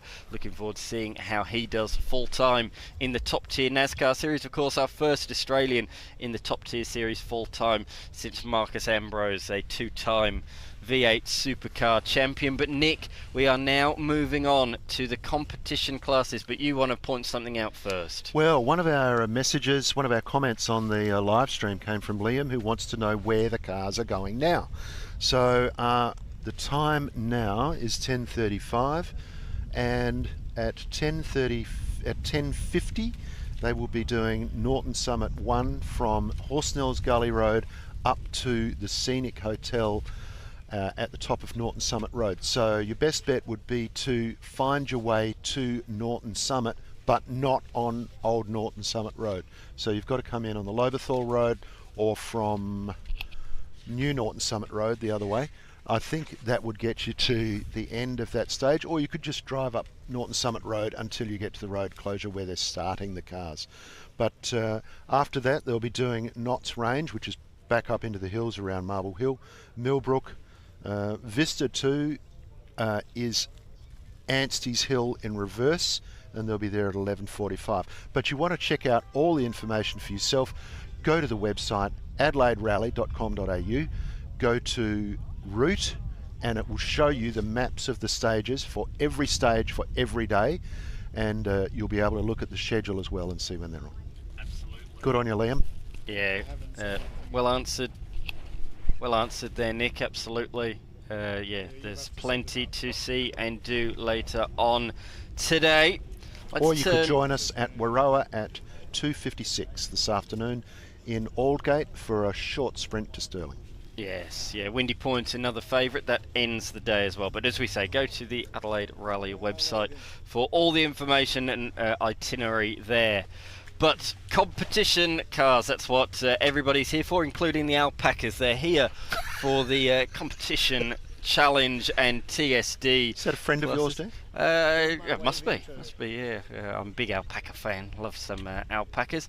But nice brown one there, seeing the sights. There's a dog I've seen roaming around next to us as well, just behind the fence line in someone's property. So got all our four-legged friends here this weekend. For those of you who don't know, Dan does have a few alpacas at home. Yes. And some horses. Yes, absolutely. So hence our connection with the animal wildlife out here today. They don't want to hear about alpacas and horses though, Nick. They want to hear about what is about to come through the stage, the competition class. That's what we've been waiting for. Exactly right. So, first up, we'll go through yesterday's results.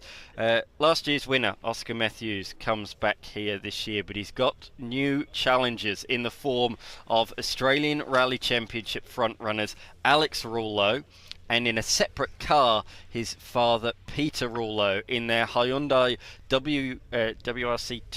Rally 2 cars. So Hyundai Rally 2 cars that they race in the Australian Rally Championship. They've been tarmac spec'd, as the Australian Rally Championship normally runs on gravel, but the cars performed incredibly strongly.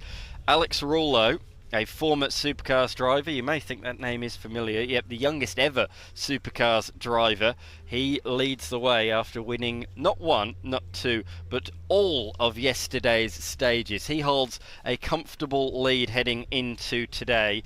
He leads by a total of just over 40 seconds, 49 seconds I believe it is, 48 seconds, sorry, is the time between he and his father, who is 48 seconds behind. But Nick, of note, significant note, Peter Rouleau and Oscar Matthews are tied at the end of day one, 48 seconds behind. So we've got to watch out for Peter Rouleau and Oscar Matthews. They were at each other's throats all day yesterday. I think during the day Oscar was a couple of seconds behind, then he was a couple of seconds in front. Yes. And this went on all day. And I'm going to make a comment here, and you can argue with me if you want.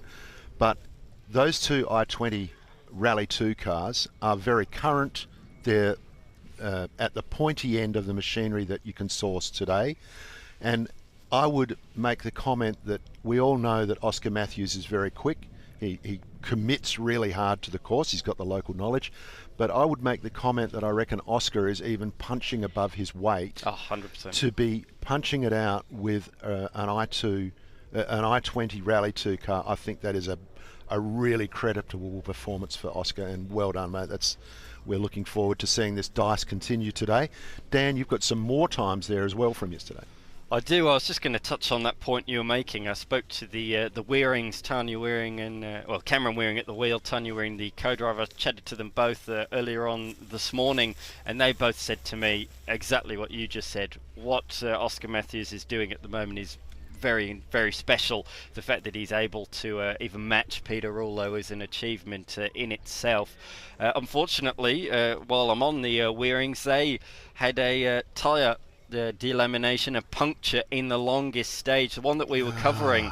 But it occurred really early on, and they actually went through the corkscrew with the puncture. We didn't spot it, and I said to them, well, you went through at quite a speed. They claimed that they were tootling around. I think they were still going at a reasonable pace, but it took them ages to change the wheel. They couldn't find the right socket spanner. They eventually did, but they lost not far off 25 minutes. I think it was 23 minutes in the end. An absolute disaster for them. So they're out of contention for the rest of the weekend. Chatting to them, though, they said their target is to finish in the top 4 today and tomorrow on each of the days. So that's their target. They're hoping to match Oscar Matthews, but if Oscar Matthews continues with how he's going at the moment, he'll be fighting it against the Hyundai Rally 2 cars. It was a great battle for 4th yesterday between the Weirings up until their puncture, and then Tom Dermody in his Ford Escort and Lovell, the former winner, in his Subaru WRX. Those guys were locked together all day long, and at the end of the day separated by just 11 seconds. So Tom Dermody in position number 4 and Lovell in position number 5 in his Subaru WRX. Beyond that, we had Lukash, your mate, in position number 6, then Coulter in his Toyota Sprinter in 7th, Ireland in position number 8, then Zach Hedge and Lowe. But a huge variety of different machines in this category. But the two real close battles at the moment are between Peter Rouleau and Oscar Matthews in the fight for position number 2. As I say, locked, exactly identical coming into this stage.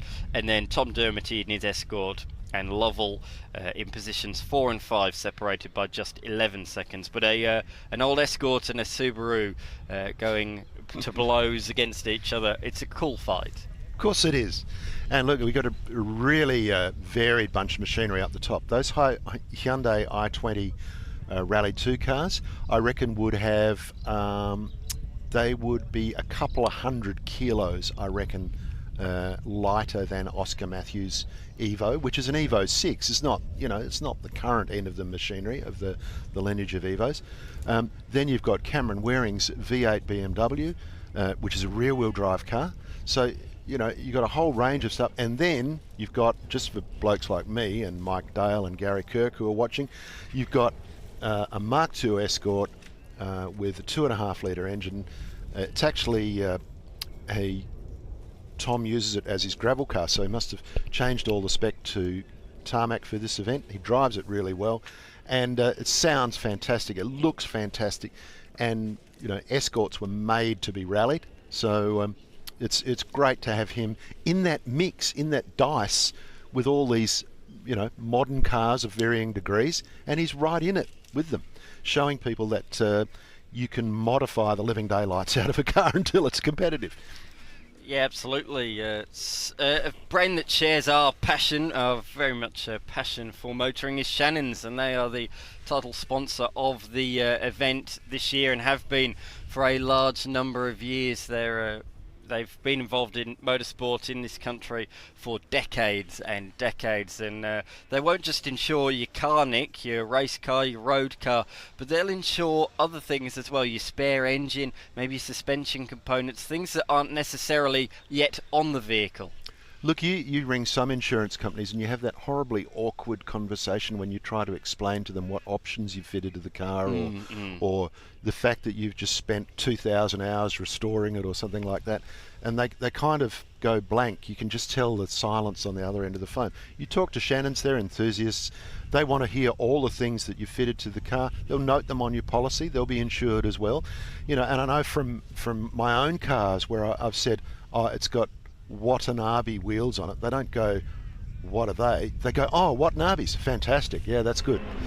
So yeah, they're enthusiasts. Their insurance is for enthusiasts. And I'm going to stop talking because we're getting the first of our challenge cars coming through. Yes, absolutely, and it's Alex Rouleau leading the day today. Look at how late under brakes he is. Are we going to get the handbrake? We certainly are. That's it. Wow, that is fast through there.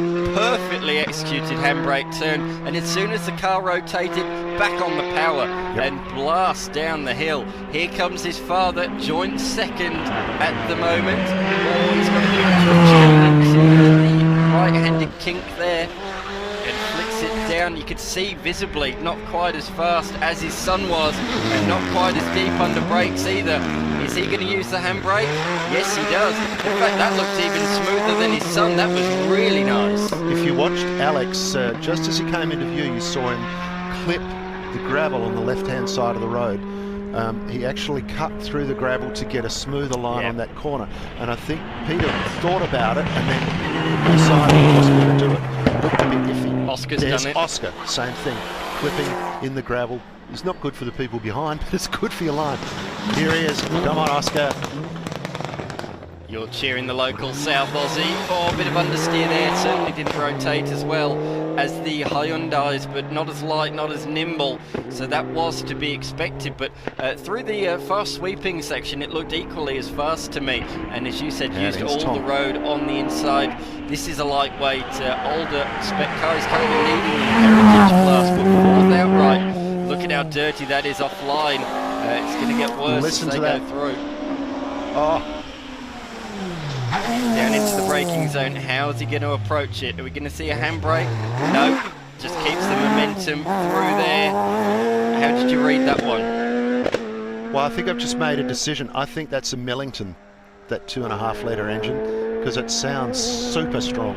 You can tell the gear ratios are really close as we get on to Cameron and Tanya coming through now.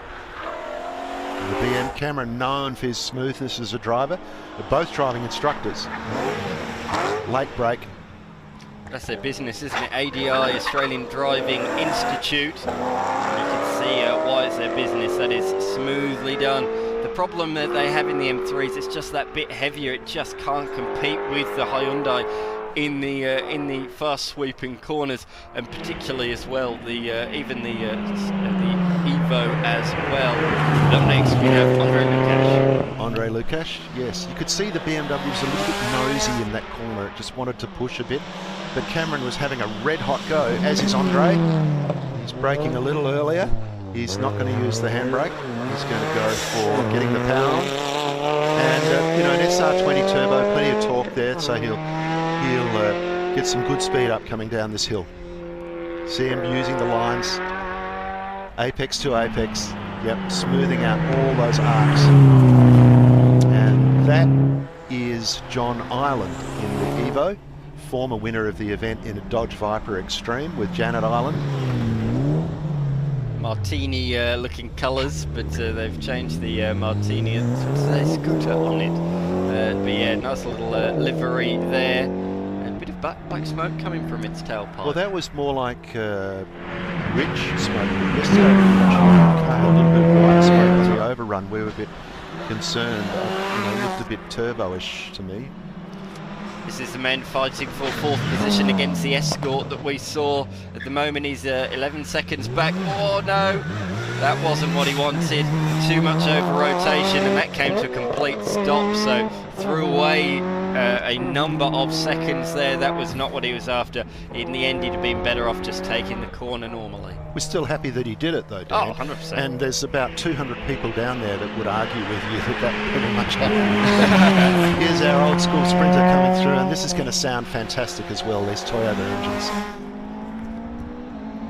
Just let you have a listen.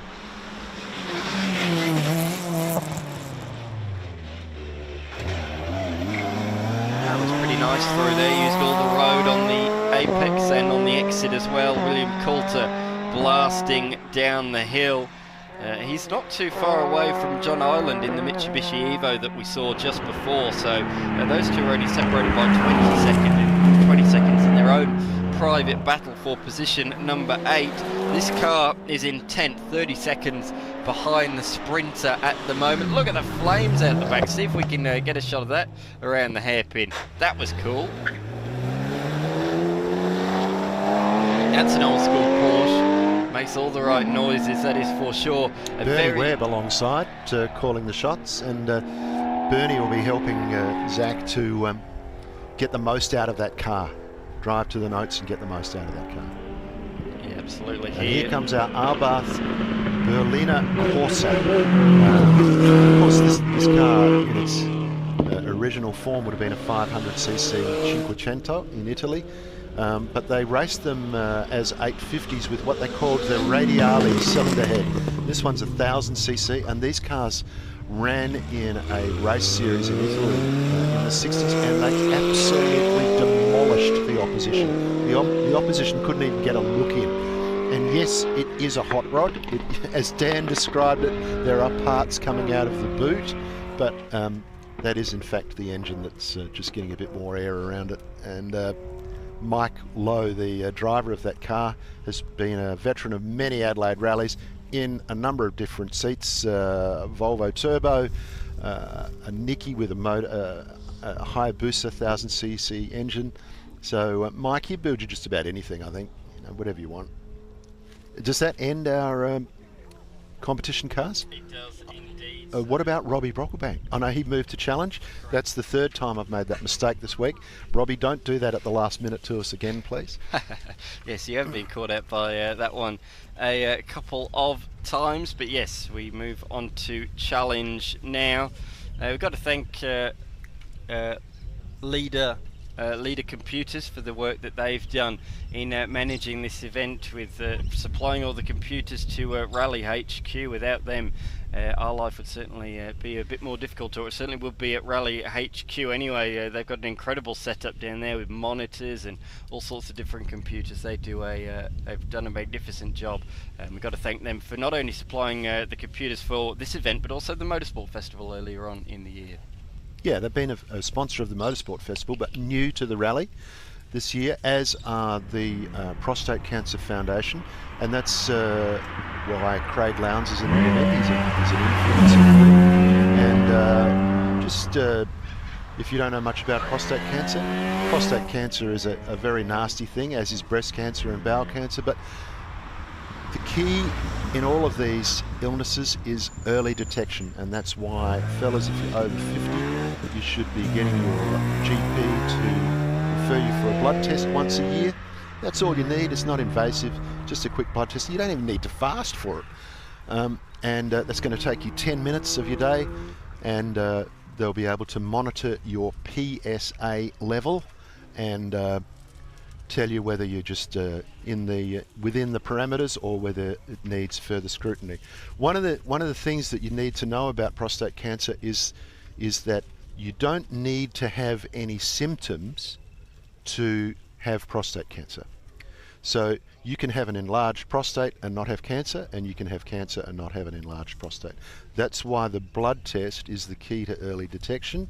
And blokes, it's well documented that we don't look after ourselves and we don't pay any attention to warnings like this because we're too tough to care.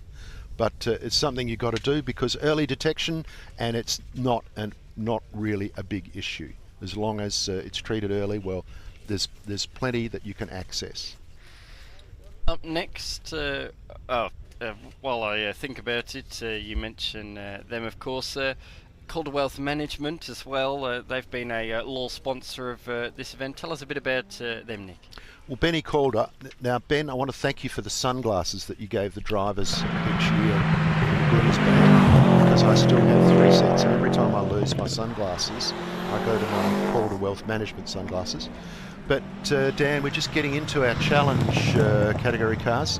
It's a Subaru STI, the first to come through, and you can see that these guys, they're limited to 130 kilometres an hour, but it is competitive, and they treat this as in the same way that the guys in the full competition class would do. The entry fee is a little bit lower in price, so there's one reason to do it. But also, sometimes camaraderie comes into it. There's got a few of your mates in the same class, and you want to race your mates. So far coming down in car 606, that's the Wheeler and Ash Evo in black, and you're just lifting the rear wheel because they've got so much roll stiffness in the back, these Evos. Certainly do, as they come on through. So they're going in order at the moment of where they are in the rally. So Man and Man lead the way at the moment by 27 seconds ahead of the car that we just saw, and this is the car in third position. I think they led the event at one point, did Spry and Spry, certainly towards the front, but they remain in third position. Subaru, Mitsubishi, and then Subaru in the top 3 positions. It's like WRC in the early noughties, but Spry is a further 19 seconds back from Wheeler. The next car through should be the Andrews Ford Focus that won the opening stage of the day and was in second on the second stage yesterday. I don't know, Robbie Brocklebank, our local boy in the Toyota, who's This must be his 4th or 5th Adelaide rally now. Hasn't spent a lot on the car. You can see that it's clearly one of the lower budget entries in the field, but he drives the wheels off it and has a great time. We interviewed him last year at the start of the Wairoa stage, and he was having a ball. Yeah, nearly not just Wairoa, but he quickly saved himself. He was excited. He was very, very, very excited. He was, and he had been left unsupervised, so anything could have. Into the turn goes Payne in position number 6 at the moment in the rally, and not too far behind the Jai Raymond, Jen Methven, Raymond Rover that we're going to see shortly. They are only separated by 13 seconds, but a really immaculate machine. Here is the folks I was talking about earlier on. Won the first 2 stages of the rally, stepped up from Spirit Tour into this challenge class this year and took to it like a duck to water. Unfortunately, lost a bit of time on Cherryville yesterday. That's Daniel Andrews in the tribute to Ken Block livery. So dropped to the further position in the afternoon, so now sits 4th position in the running order. But I still think, Nick, 4th position, debut in the category, is a very solid effort. He's good to see Daniel Andrews is a keen Carnacross competitor. He's contested the first 2 rounds of the Carnacross. His 3rd one comes up in January. It's a 2-day event at the Bend. And it's a very, very low budget motorsport to get into if you want to start out in motorsport. There's our Citroen. You knocked the cone there. The bollard has fallen over, so the exit bollard has been knocked over by Dodson, who's in position number 7. And the Citroen C4 is further back, and a little further down the order to John Connolly and Michael McMichael, 2 veterans, I described them as yesterday of the Adelaide Rally, and you said they wouldn't like that. No, that's... oh no, that was Fechner and Chipman. Sorry, that's Corey Fechner. That's the M3 competition with you can see the pumped guards on it. Very much a part of the styling of the competition cars of that era. And John Connolly and Michael, their car is an off-the-shelf looking M3. They'll be through a little bit later. Fechner and Chipman yesterday, they got done 20 seconds for overspeeding on several occasions, and this is possibly the hardest section of road coming out of this hairpin down the hill. The long straight is possibly the hardest section to not overspeed of 130 km/h limit, so they'll have to be careful of that. This is something a bit different. The Mark Lyle machine moved from competition to challenge this year, and they did pretty nicely as well. They're in and around they're inside the top 10 and fighting against this car on the screen. They're separated by just 10 seconds, and at the moment it's 10 seconds the way of Sweeks that we're looking at on the screen. Right, Greg Sweeks. In the Mini, we were talking yesterday about the modern Minis, the BMW Minis, that their handling off the shelf is just superb. It's, you know, we used to buy cars and change everything. I don't think you change anything about the handling of a Mini. They're just right. Absolutely, And here's John Connolly. John Connolly, of course, a motoring writer for The Australian. You can read his column every Saturday. And he's paired with Michael McMichael, one of the consummate BMW spanners in Adelaide. Although I think Michael's just retired. He's had enough of running a workshop. There is that cone that we can see that the Citroen C4 knocked over a couple of cars ago. But that could be the last car through because, Nick, you might remember the GR Yaris yesterday. We saw it in the first run through and it did not appear the second time. So Perkins, who won the event last year as a co-driver, Justin Perkins, stepping back into, and there's confirmation that it's the last car through.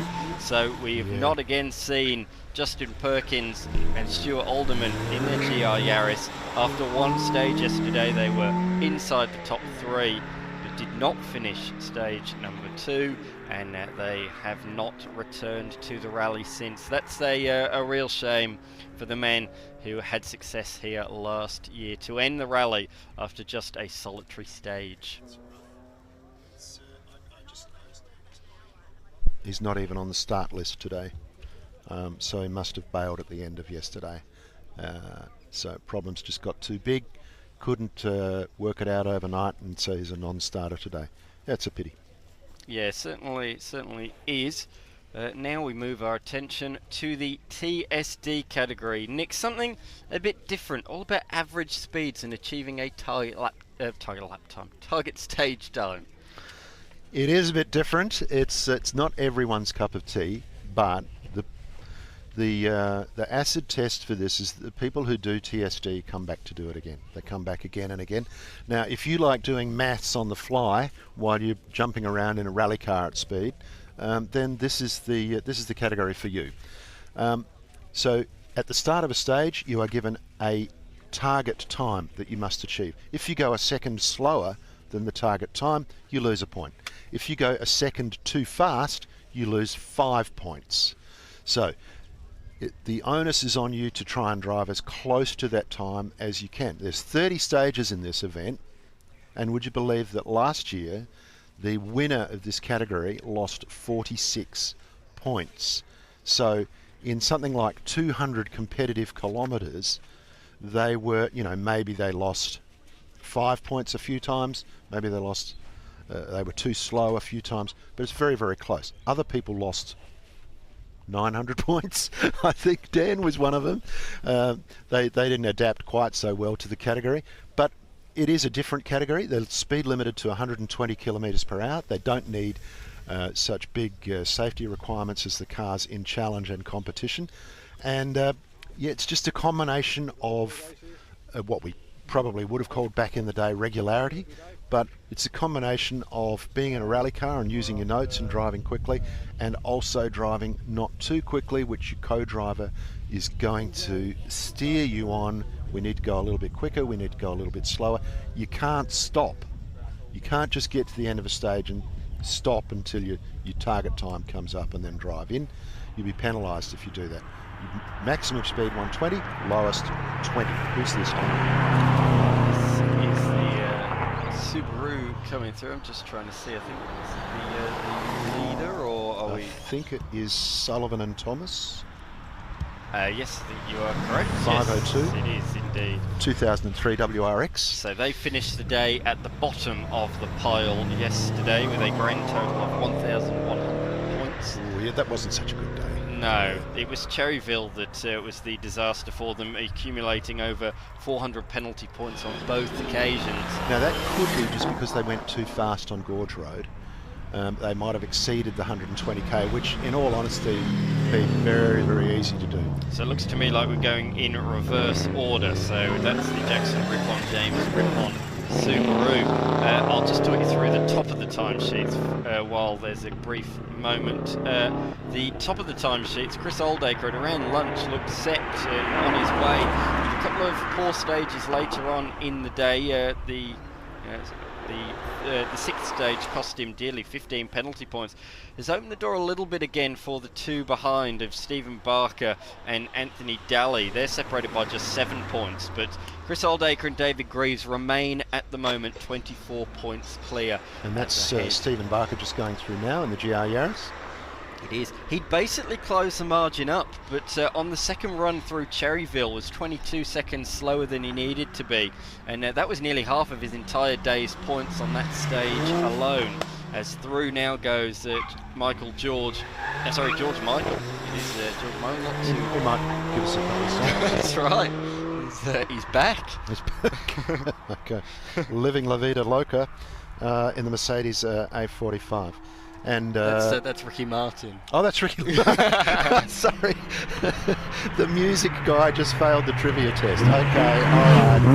Yeah, okay. There's the Alfa Romeo GTV going through. Classic shape from the 70s. As I try to think of a George Michael song. Yes. Wake me up before you go Wham. Oh, Dan. Take me back. Yeah, I don't feel... Okay, let's leave George Michael there and look at the Giugiaro classic shape of the Alfetta GTV. Throwback to the 70s, and this is a Hyundai... Yeah, this is Anthony Daly and Cameron van den Hervel. I love saying that name, it's a great name to say. They are currently third, as I say, just 7 points behind the Toyota Yaris that we saw yesterday. They were really on point for a large majority of the stages. But next through is the Golf. Down the hill it goes. In that very different turmeric colour. That's sitting quite lonely in position number 7 at the moment. Very lonely 7th position for Andrew Cox and Andrew Cox and Thomas. As through comes our leaders, the former winners, last year's winners of this event. They dominated TSD last year. Now, Nick, on Cherryville, we had 2 runs of Cherryville yesterday. 19.4 kilometres in length is that stage. And do you know how many penalty points they accumulated over those 2 stages? I hate to think. A total of no points. They were bang on the 14 minutes and 35 seconds on both runs of Cherryville, and that is why they are the defending winners of this category. And that is the appeal of this category. Now, it's not, I'll be honest, Dan, it's not a category for me. It doesn't really hold an appeal for me, but I can see why you can get a bit addicted to it, as have a few of its past winners, the Ziedfelds, Christine Kirby, Chris Waldock. Like you can see, you just become obsessed with trying to get it right. And when you get a 19-kilometre stage right twice to the second, that is really an achievement. I'd be very proud of that. I do take part in a regularity event once a year, and it's bloody hard. Yeah, I can imagine. The Ferrari just saw of Lauro Moultrie.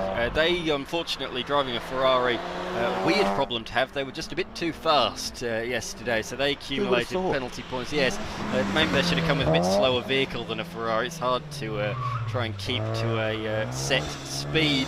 But here is the 512 machine, who's currently in position number 4. Glenn Benham and Paul Benham doing a really nice job in their Mazda RX-7, and they are, very, again, in a lonely 4th position. But you'd say best of the rest after Oldacre, Barker and Daly really leading that next pack. Next through is the Mini. Kay William and Kim McGuinness. And a Mini Cooper S. And I think that just about rounds it out, doesn't it, Dan, for TSD? Oh, we haven't seen Graham Modra in the Mark 1 Escort. Now, why is that? Because an Escort wouldn't have a mechanical problem. He is on today's start list and he hasn't come through. So we can only assume that he might have had a gremlin early today. This is the first stage, so it's very interesting. They've come straight from the showground to here, so it's happened very early on. Very early on in the day. If there is indeed a problem, we will give it a couple more minutes. We'll just talk about what is to come for the remainder of the day, Nick. There's lots of different activities and things for the fans to see if you're watching on at home or watching on the live stream from here at this particular stage. There's plenty more to see and do. The lunch stop, the Bridgewater lunch stop, that is at 11:15, so that's not too far away at all at the moment. What is the time? That's in 5 minutes, so cars are already about to arrive there. And Dan, just in the spirit of putting fires out, further to our George Michael Ricky Martin debacle that we just had, Rory has just sent me a message to point out that his name is Michael George, that's correct, and not George Michael as it appeared on our entry sheet. Yes. So it's not that I'm dyslexic, Rory, it's just that that's the way it appeared on our entry sheet. So apologies to Michael George. I found another, and Ricky Martin and George Michael. Yeah, I found another sheet with his name the other way around, so I think it depends on what form you look at. On our notes, depends on what name he has. Whoa! Oh, crikey! That was a very hairy moment for the guy that's closing the stage. He's not a competitor, but that nearly ended up on his lid, Nick. Course closer for many years, Raditsis, and gee. Spectacular. I can hear the crowd talking over there. That was quite incredible. I can't believe I just witnessed that. Up next, after the Bridgewater lunch stop, there's many stages, but one of the ones of note, the Wairoa Special stage, that starts at 5 minutes to 3 from Aldgate to Stirling. That's a real spectator-friendly stage. You can align the circuit up on the bank away from the cars and look down upon them as they blast through the 1 kilometre special stage. As well, later on this afternoon, the final stage of the day, the legendary Windy Point stage, the run up past the lookout point. And then as well tonight, Nick, the Goocher Street Party in the centre of Adelaide. Who doesn't love a party? Can I just give a bit of a shout out to our volunteers? Now, we mentioned that there's more than 300 of them. They've got 400 and something cars to process, and we have finished this stage probably 5 minutes later than we had planned to. That is a fantastic effort. Anyone who's been involved in rallying, especially as a driver or a co-driver, knows the phrase hurry up and wait, because there will inevitably be a hold up somewhere. That is a really good performance, volunteers. Go and pat yourselves on the back. Good effort. Absolutely. So those last two vehicles were the sweep vehicles to officially say that this stage has concluded. That was the Hermitage stage. I love coming to this one. Make sure you do next year. I'm sure it'll be back on the program. But for now, we're going to bid you a farewell. We're going to make a 45-minute trip over to the other side of Adelaide for the iconic Wairoa Street stage from Aldgate to Stirling. We'll see you in a few hours.